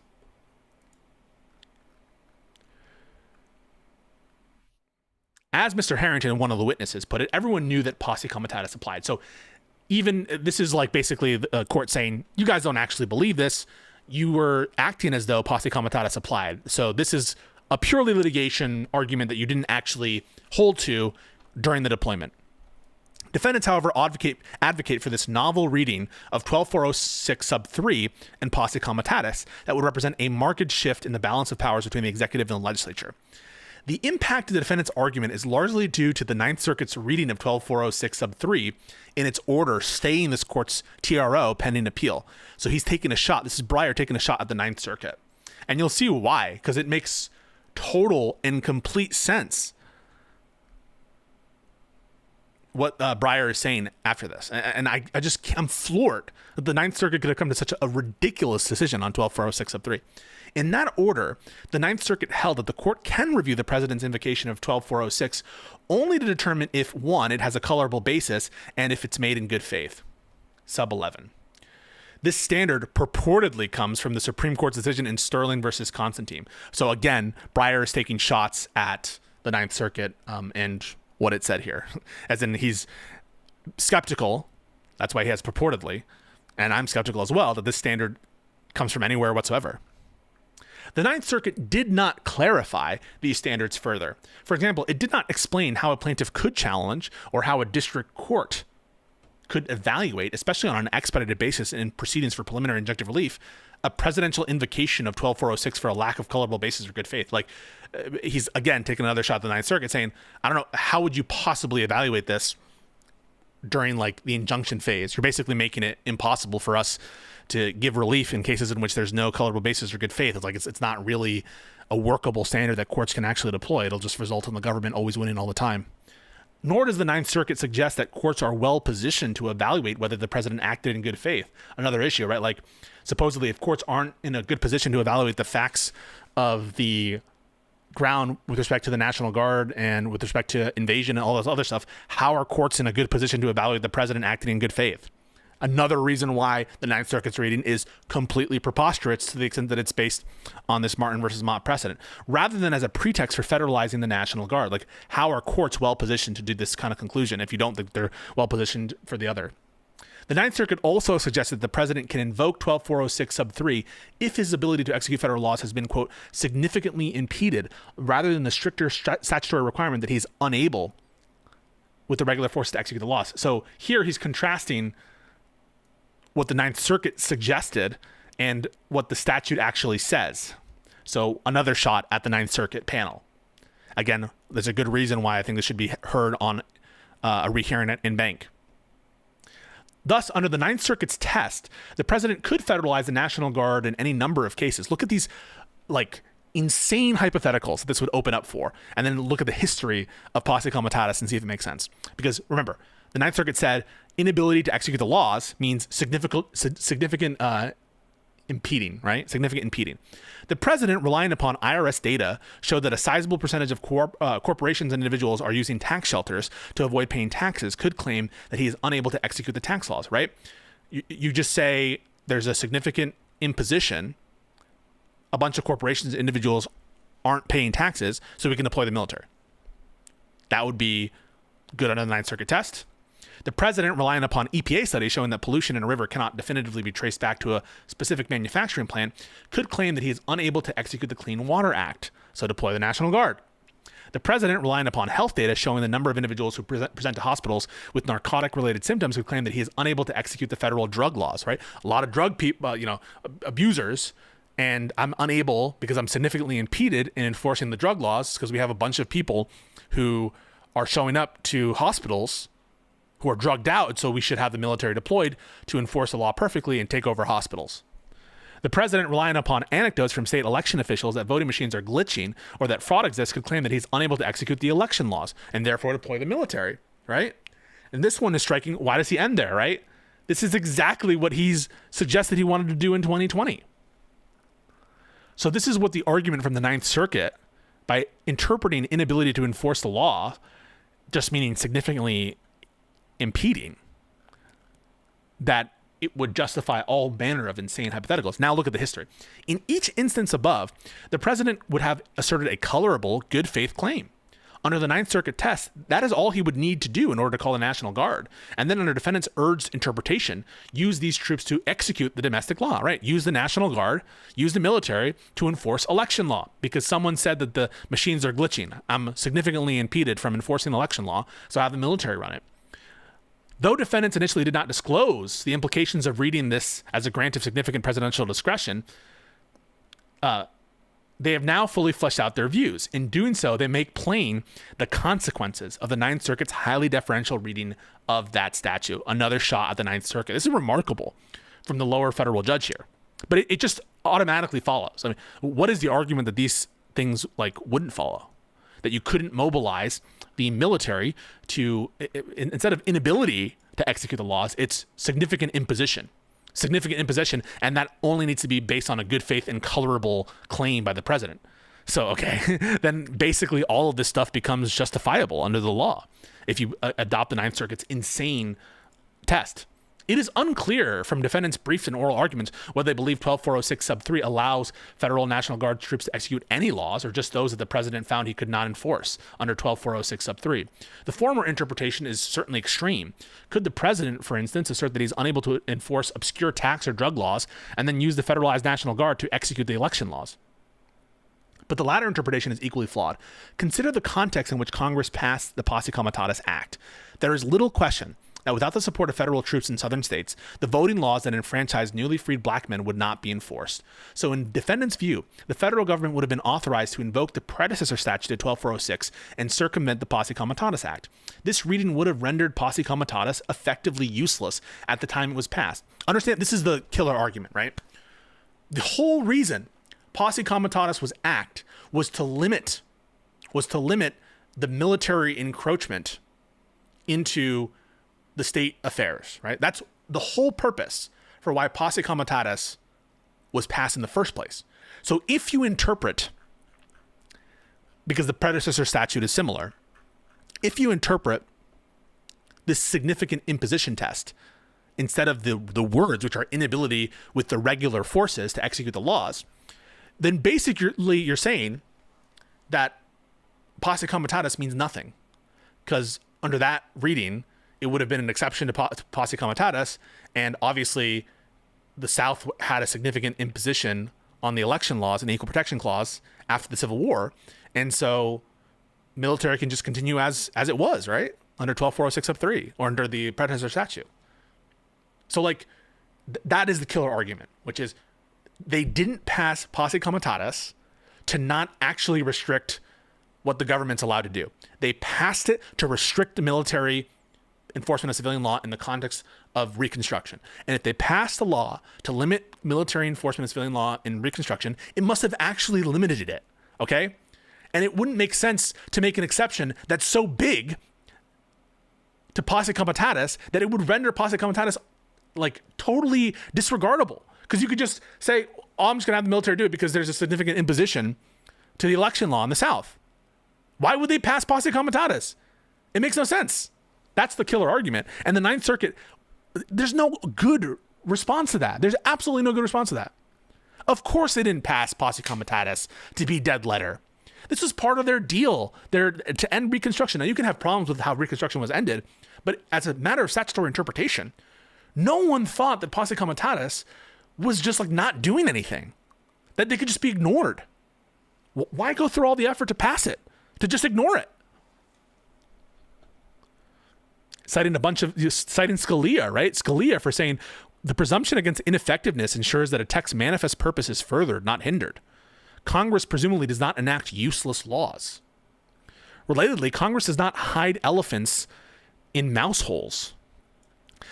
The court will not take the defendant's invitation to create a brand new exception to the Posse Comitatus Act that nullifies the act itself, right? If it's so trivially avoided, it's so trivial to avoid Posse Comitatus. You just say, oh, significant imposition, use the military to enforce the law. Moreover, a close look at the recognized statutory exceptions to Posse Comitatus counsels against rather than in favor of defendants' positions. Many of these statutes only apply in very specific circumstances. Like, look at all these specific laws that authorize the military to do certain things, right? To prevent trespassers on national parks, to remove people on native lands, to do military quarantines, right? The fact that we have all of these specific grants of authority for the military to do certain things counsels against us interpreting this subsection of a provision to create a gaping hole in Posse Comitatus. Look at all these different minute exceptions that we have to Posse Comitatus. These are narrow exceptions. Unlike defendants' proposed exception, they do not undermine the whole act. Nor does the Insurrection Act. To be sure, the Insurrection Act is a recognized exception to Posse Comitatus. Yet the Insurrection Act, which provides 3 avenues to deploy the National Guard, imposes meaningful guardrails on the president's authority. The president can invoke the Insurrection Act only if the state legislature or governor requests it. So you can invoke the Insurrection Act if it's requested. 2, If he determines that unlawful obstructions, combinations, or assemblages or rebellion make it impracticable to enforce the laws in any state by the ordinary course of judicial proceedings, or 3, he determines that any insurrection, domestic violence, unlawful combination, or conspiracy so hinders the execution of the laws of the state and of the United States within the state that any part or class of its people is deprived of a right, privilege, immunity, or protection named in the Constitution and secured by law, and that the constituted authorities of that state are unable or refuse to protect that right. So look at how Breyer puts it, which I think I totally agree. Under the Insurrection Act, then, the president's authority is restricted in some way, either by a request by a state legislature or governor, a finding of the courts, or by the inability or unwillingness of local officials to act. In other words, the Insurrection Act sets as a default presumption that state and local officers will be able and willing to protect a right, privilege, or immunity secured to the people. But Trump did not rely on the Insurrection Act. Defendants disclaimed reliance on the Insurrection Act at trial, right? The trial for posse comitatus. And this is perhaps a tacit admission that President Trump would be unable to make the showing required under the Insurrection Act to rebut the presumption that state and local officials in Los Angeles were unable or unwilling to act. Of course, neither the California legislature nor Newsom requested troops. There's no court order to enforce, so these provisions of the Insurrection Act do not apply. The Ninth Circuit's interpretation of 12406 sub 3 provides no similar limiting principle, while a straightforward reading of 12406 sub 3, so this, again, another shot at the Ninth Circuit, that is, the Ninth Circuit's interpretation is not straightforward, which references the regular forces, might suggest that it would apply only if civilian officials are unable or unwilling to execute the federal law. The Ninth Circuit indicated that it would not adopt such a view. The Ninth Circuit's expansive view of presidential discretion to invoke 12406 sub 3 affects the viability of defendants' argument that the statute operates as an exception to posse comitatus. Their argument, when combined with the Ninth Circuit's reading of 12406 sub 3, would create a loophole in the Posse Comitatus Act that would swallow the entire act, and the Insurrection Act along with it, as 12406 sub 3 would place no meaningful guardrails on the federalization and use of National Guard troops and would thereby render the Insurrection Act redundant, right? Understand what that means, right? We have all these different specific provisions of law that allow you to do an exception to Posse Comitatus, but if you accept the Ninth Circuit's framing, if all you need is a significant imposition, right? You don't even need an insurrection. You don't need a rebellion. You don't need inability by the state. You don't need a specific narrow circumstance like the Department of Health is doing a quarantine. You don't need a circumstance like the National Park. Then why write the Insurrection Act? Why write all this other stuff? The court therefore concludes that 12406 sub 3 is not an exception to Posse Comitatus. If the president wants to avoid the act's restrictions, he must invoke a valid exception like the Insurrection Act, along with its requisite showing that state and local law enforcement are unable or unwilling to act. So this, in my opinion, is the absolute slam dunk argument against the Ninth Circuit's position on 12406 sub 3, and frankly, also on their deferential standard that they're applying here. That if you accept what the Ninth Circuit says, then all of this shit doesn't matter because it's so broad and so discretionary that it's pointless to even argue. And the president can just trivially enforce any federal law with the troops at any time. And so that's why I'm urging to the extent that I matter, the Ninth Circuit to rehear this in bank. Now that they've made their argument clear, Trump has, which is that we can do whatever we want all the time, and that this exception is so broad that it incorporates basically anything. They should rethink about what their ruling was on the other issues of law here. And that's why I think it's good that we had this motion for in-bank rehearing by one of the judges on the Ninth Circuit. All right, that's the Ninth Circuit status. So Posse Comitatus, that violated, absurd ruling by the Ninth Circuit. Hopefully it will be undermined in bank, and if not, by some other circuits. And the updates are that we do have some indications from the other circuits. So one update in the Chicago case, they also ruled that the deployment was unlawful. The district court in the Illinois case didn't say so for Posse Comitatus reasons, but because these preconditions weren't met, which is the initial take by Breyer. In particular, the district court found that the regular forces here is a historical reference to the military, not to civilian law enforcement. Let's see if we have that here somewhere. And then the Seventh Circuit did something interesting. Boom. Where's the opinion? And I encourage you guys, go to the court listener. Look at all these different cases. I put them out at the start. California, Portland, Oregon, Chicago, Illinois, Memphis, Tennessee, DC. Okay? Those are the different places where they're deploying, and each one of them has a lead case. And let's see the actual TRO.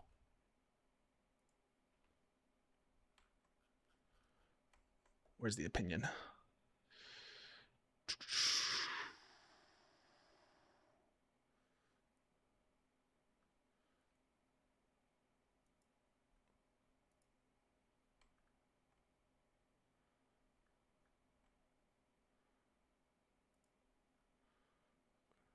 Opinion order. There we go.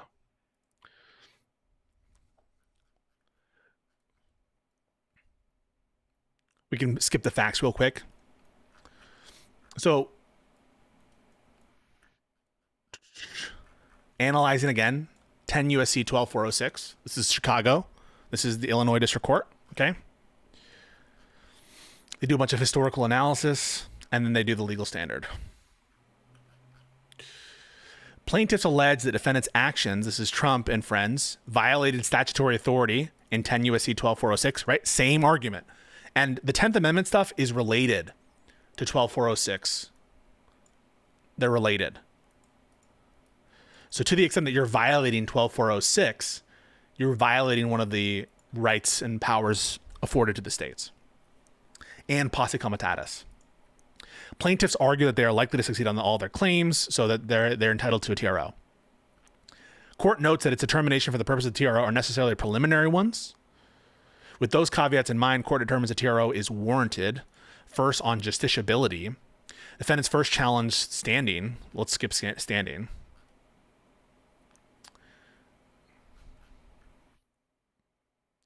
Defendants raised 2 points in support of their argument that the president's decision to invoke 12406 is not reviewable.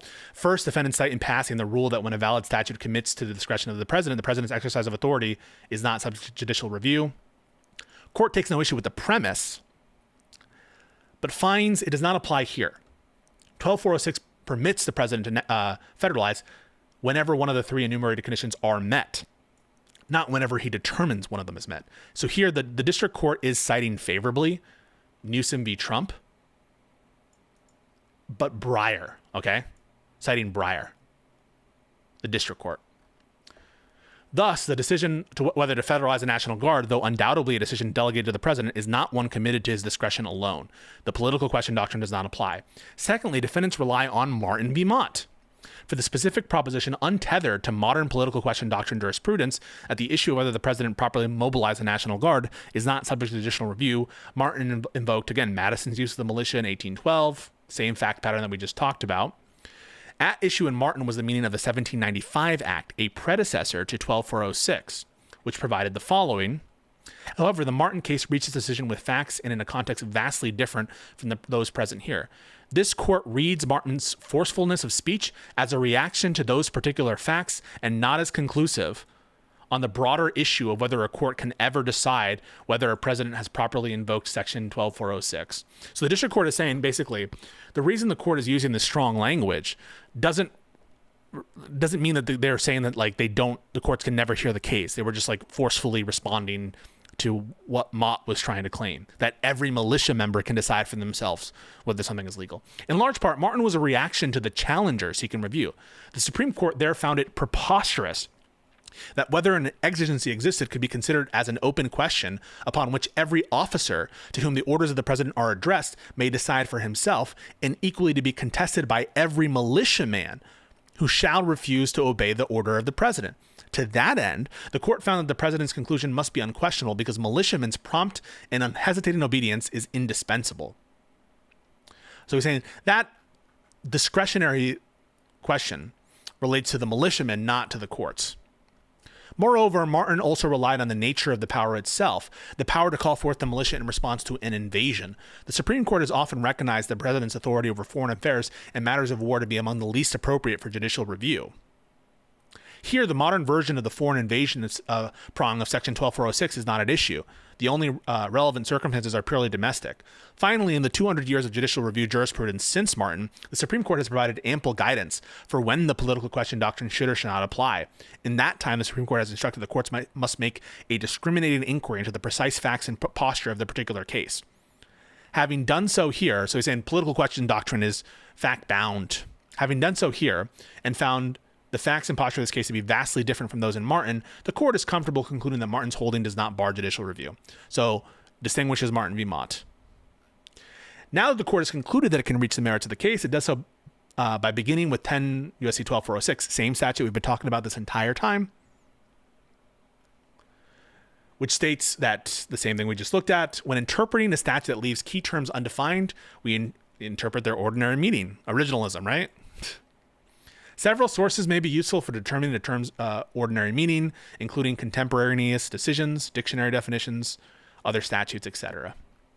Before turning to the meaning of 12406 subsections, a note on deference.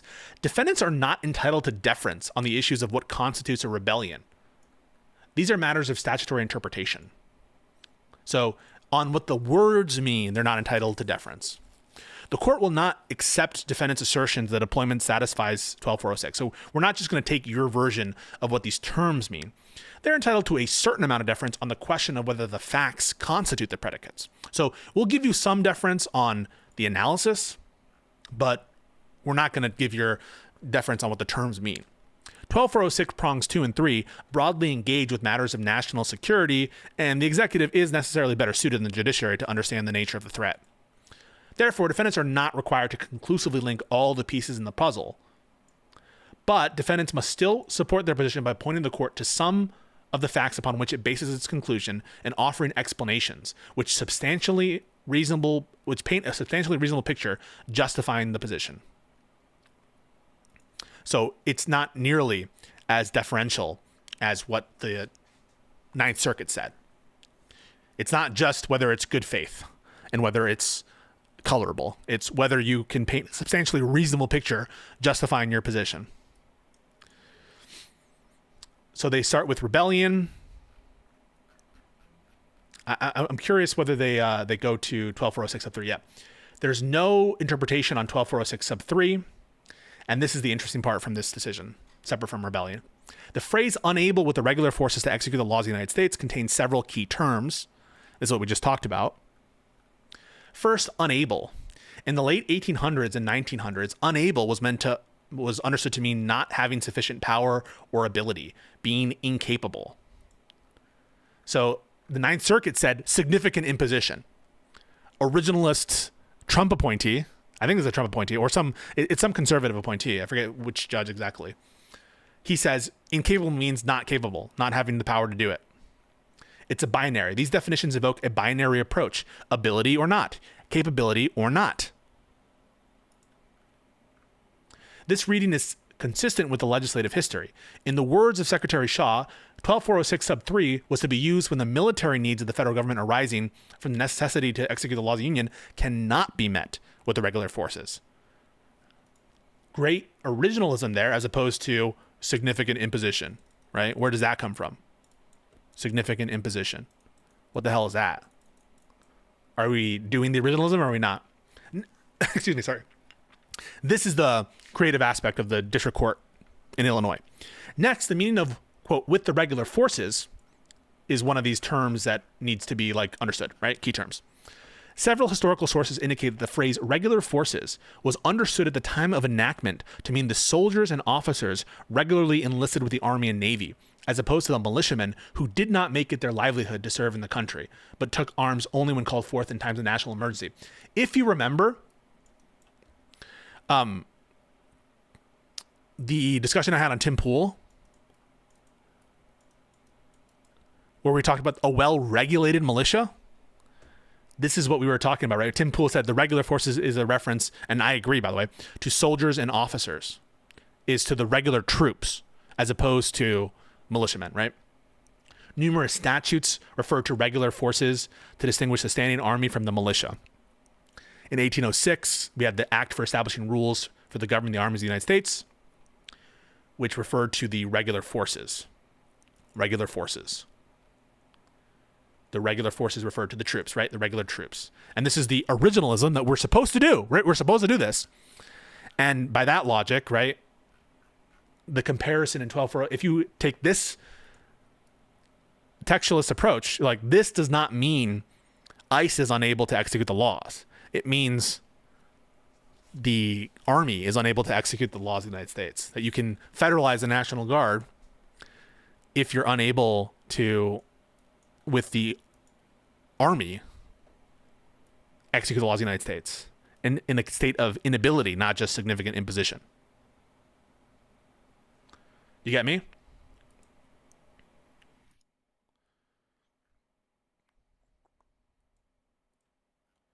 Where are we? Shit.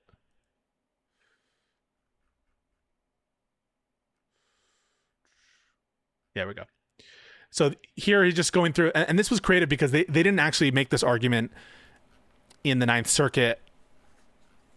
Newsom didn't, right? And so look at what Newsom did. Based Newsom. Can we get some W's for Newsom? So Newsom saw this argument in Chicago by this judge and sent this letter to the court, the Ninth Circuit, to the clerk for the Ninth Circuit. We want to bring the court's attention to a recent opinion in Illinois v. Trump. The district court held the reference to the regular forces refers to regular military forces. So kudos to Newsom, kudos to the Attorney General for keeping apprised and abreast of what these other different courts are ruling and these different arguments. This is one of the reasons, really, in honesty, why it's important to have some of these issues percolate in the district courts, is because people will come up with arguments and people will understand and will consider the law in ways that are critical for the Supreme Court to consider. So oftentimes the Supreme Court's willing to just willy-nilly give some shadow docket opinion based on nothing and kind of determine, or at least introduce a bunch of uncertainty into the lower courts and frustrate the ability for the law to develop and to have better understanding. But kudos to California for bringing to the court's attention this argument. To date, plaintiffs in this case have assumed that regular forces refers to the civilian law enforcement personnel, but the Illinois court's construction represents a reasonable alternative, both as a textual and historical matter. So kudos, you guys didn't think of it, and that's okay, right? Because this is like a term of art, and you're not necessarily going to think of it, but like, I totally appreciate that the California Attorney General and Newsom, they're sending these updates to the court so that they can consider this, because they should reconsider this. This case was wrong for a bunch of reasons. And the history, the text, the law is all on the side of Illinois, of California. This is all bullshit. Later, chicken. Okay. Anyway, for a bunch of reasons, the plaintiff wins in the District of Illinois. We're going to go to the Seventh Circuit. So the Seventh Circuit, that's where the appeal was by Trump. And we have a good opinion out of that. There was an admin stay. Don't read into that. And then ultimately, there was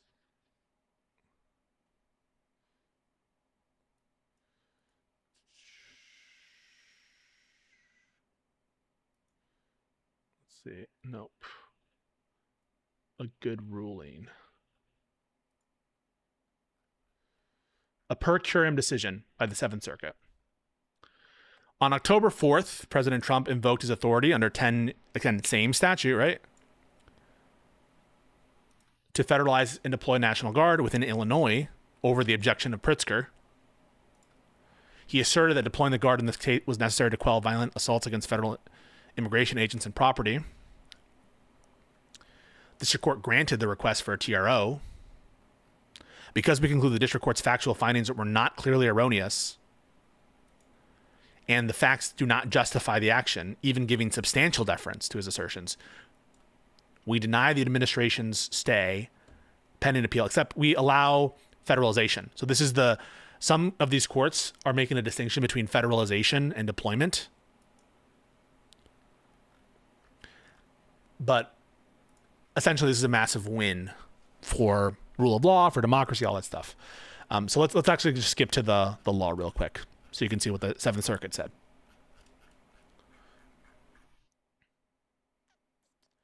And this is the invocation, 12406. Before we reach the merits, we must assure that we have appellate jurisdiction. So this is the issue of like whether we can review a TRO. This is basically the hallmarks of a preliminary injunction, so we can review it. In deciding whether to stay, these are the factors. First of all, this is reviewable. Trump says it's not. He relies on Martin versus Mott. Again, recapitulation of the facts of Martin versus Mott. We do not think the holding of Martin v. Mott can extend so far as what Trump is suggesting. The court's broad language must be understood in its context. The nation was then at war with the most powerful empire on earth. That empire had actually invaded the United States, and was sacking its capital city in August 1814. The court in Martin expressed incredulity at the prospect that every officer under the president's command could make his own determination whether an imminent threat of invasion existed, and could refuse to obey the president's order or be subject to civil liability if he enforced what was later deemed an invalid order. Here, by contrast, the question is whether courts, not subordinate militiamen, may review the president's determination under 12406 primarily as to whether political protests have become violent to the extent that they constitute a rebellion, or that the administration is unable to execute federal law with the regular forces. As the Ninth Circuit aptly noted, so this is giving some kudos to the Ninth Circuit on one issue. Unlike in Dalton, the statute here enumerates predicate conditions for the president's decision to call forth the National Guard. And so here they're saying we agree with the Ninth Circuit insofar as the Ninth Circuit says this is reviewable. And so the Seventh Circuit is saying, at least on that, we agree. And I agree with that. But it's reviewable. Hence, Martin v. Mott doesn't apply. Nothing in the text of 12406 makes the president the sole judge of whether these preconditions exist. But that's, again, that's what Martin v. Mott says as read by the Ninth Circuit, sole and exclusive. And here, right, the court here is basically reading Mott very narrowly. That's just the way you should read Mott, Martin v. Mott. Read it narrowly as a product of its time related to the individual militiamen, not the courts. And the fact that it was a completely different set of circumstances relating to foreign invasion, not domestic lack of tranquility, and that it's been undermined by the passage of time and also by other case law related to the Alien Enemies Act, among other things. So, unlike Martin v. Mott, which said the president is the sole and exclusive judge, the Seventh Circuit says nothing in 12406 makes the president the sole judge. Weird. At this preliminary stage, we conclude the federal government is unlikely to prevail in its argument that Martin v. Mott or Dalton forecloses all judicial review. So the Seventh Circuit, at least on the basics, which is Seventh and Ninth Circuit, both agree. These are reviewable at a base level.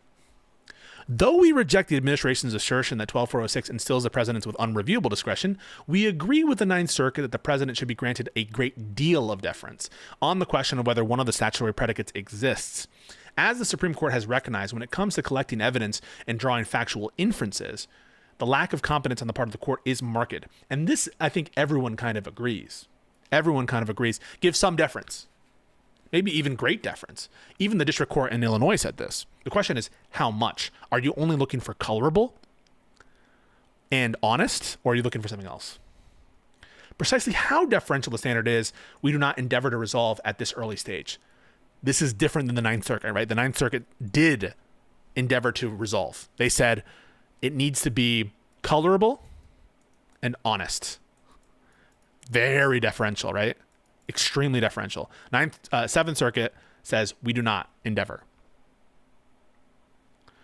Even giving great deference to the administration determination, the district court's contrary factual findings, which at this expedited phase of the state are necessarily preliminary and tentative, are not clearly erroneous.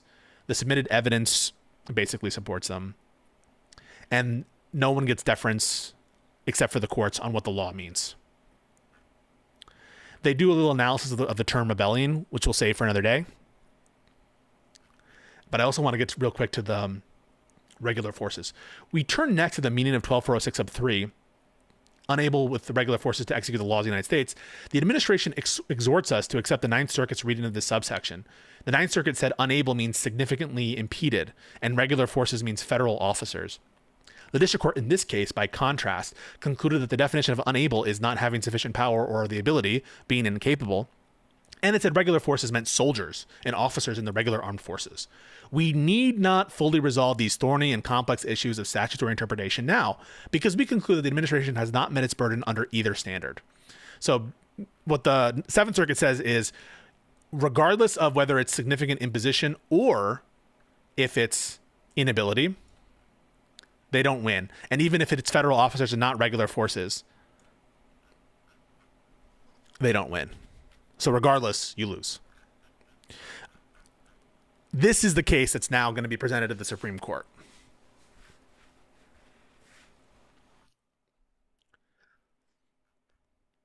In review, great opinion by Judge Breyer. Initially, bullshit stay opinion by the Ninth Circuit seemed to be dictated by a misreading of Martin v. Mott that was dishonest, I think, in its framing, in accepting Martin v. Mott as standing for this like unquestionable deference, but the unquestionable deference seemed to say sole and exclusive, and Ninth Circuit stopped short of that, which is good, and bullshit in terms of its interpretation of 12406 sub 3, which says unable to enforce the laws, and which the Ninth Circuit interpreted as significant imposition. As Judge Breyer points out, that would create a massive hole, potentially, if it were to be read in conjunction with posse comitatus, for posse comitatus. Additionally, it's not supported by what the word incapable means. Just a pure textual reading of what that means. Bullshit for a bunch of reasons, Ninth Circuit opinion. There are arguments about whether they're going to hear it in bank. That was proposed by one of the judges on the Ninth Circuit. In the meantime, Judge Breyer in the Northern District of California did a trial on posse comitatus, found the deployment violated posse comitatus after the trial. That's in proceedings right now. In Illinois, the Chicago District Court, the district court in Chicago that sits in Chicago, Federal District Court, found that it was violating the law under the calling forth statutes under 12406. That regular forces in 12406 sub 3 means the military people. That was a little bit of a creative new thing, new argument that wasn't present in the Ninth Circuit briefing and stuff. Newsom and company sent a letter to the Ninth Circuit saying, hey, new argument for you to peruse at your leisure. The Seventh Circuit affirmed, essentially, the finding of the district court. In some respect, they didn't go all the way in affirming the different conclusions of law, but said even under the Ninth Circuit standards, government loses. Similar set of circumstances in the District of Oregon, which will appeal up to the Ninth Circuit as well. Just a heads up. I'm not going to review it right now, but the current state of play in Oregon is the deployment is also stopped in Oregon as illegal. We just today had the announcement of a filing of Shelby County in state court, right, in the Chancery Court for the state of Tennessee. We'll see how that goes. This is internal local officials suing the state officials, right? The mayor suing the governor. And in DC, you have a separate set of arguments that we'll get into at some point related to the Home Rule Act of DC. Because remember, this is typically already federalized under the president's authority, the DC National Guard. and I don't believe there's been action on this deployment yet. So the 3 deployments of the big 3 states, Oregon, California, and Illinois, have been found illegal in some respect. Some little legal nuances there. One bad opinion out of the Ninth Circuit, but ultimately preserving judicial review, which is good. Hopefully it will be curtailed significantly in light of its myriad deficiencies. And the Seventh Circuit and District Court in Illinois being based as fuck. That's the review of the various different cases. Let me know if you have any questions.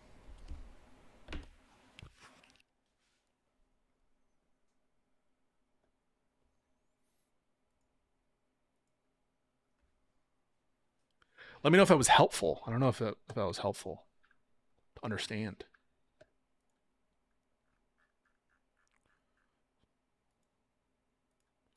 Sometimes it's useful for me to like take a step back and be like, these are all the cases about the military stuff, because you can lose sight of like everything that's occurring.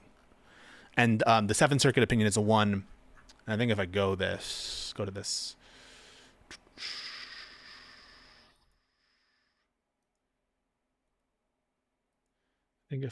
this, it'll tell me that they're filing an appeal.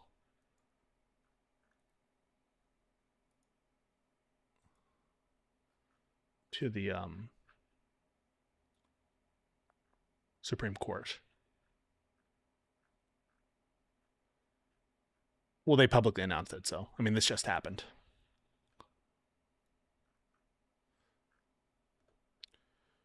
What the fuck is the point of the Second Amendment if y'all are never going to use it to resist a tyrannical government? Yeah, we're not advocating for violence. So, yeah. This is Court Listener. If you ever like want to follow some of these cases, sometimes it's useful just to be like Gavin Newsom, National Guard case, Court Listener, and you might get something like that. If you have access, I do this because it's like sometimes I feel weird using the databases and like Westlaw and stuff, because I don't know if to the extent that it's like violating their intellectual property. But if I just Google this, that's usually what I like to do. So if you don't have access to some of that, it might be useful just to like, it doesn't always work. Sometimes I go on Twitter to look for cases that, where I oftentimes don't want to just show the Westlaw version of it, because I either want it to look more official or because I'm just like, neurotic about them like seeing my stream and be like, oh, IP.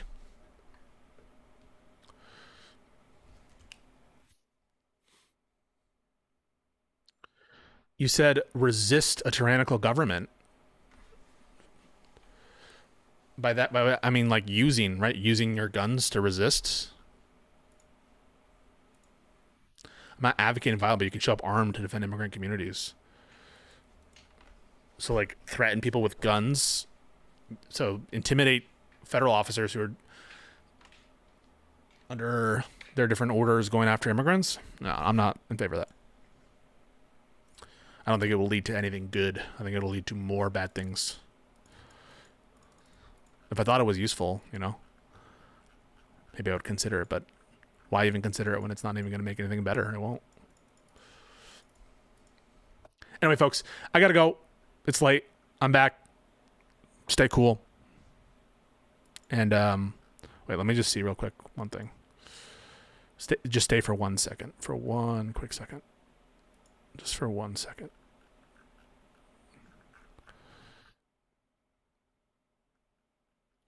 Okay, no, we're good. Love you.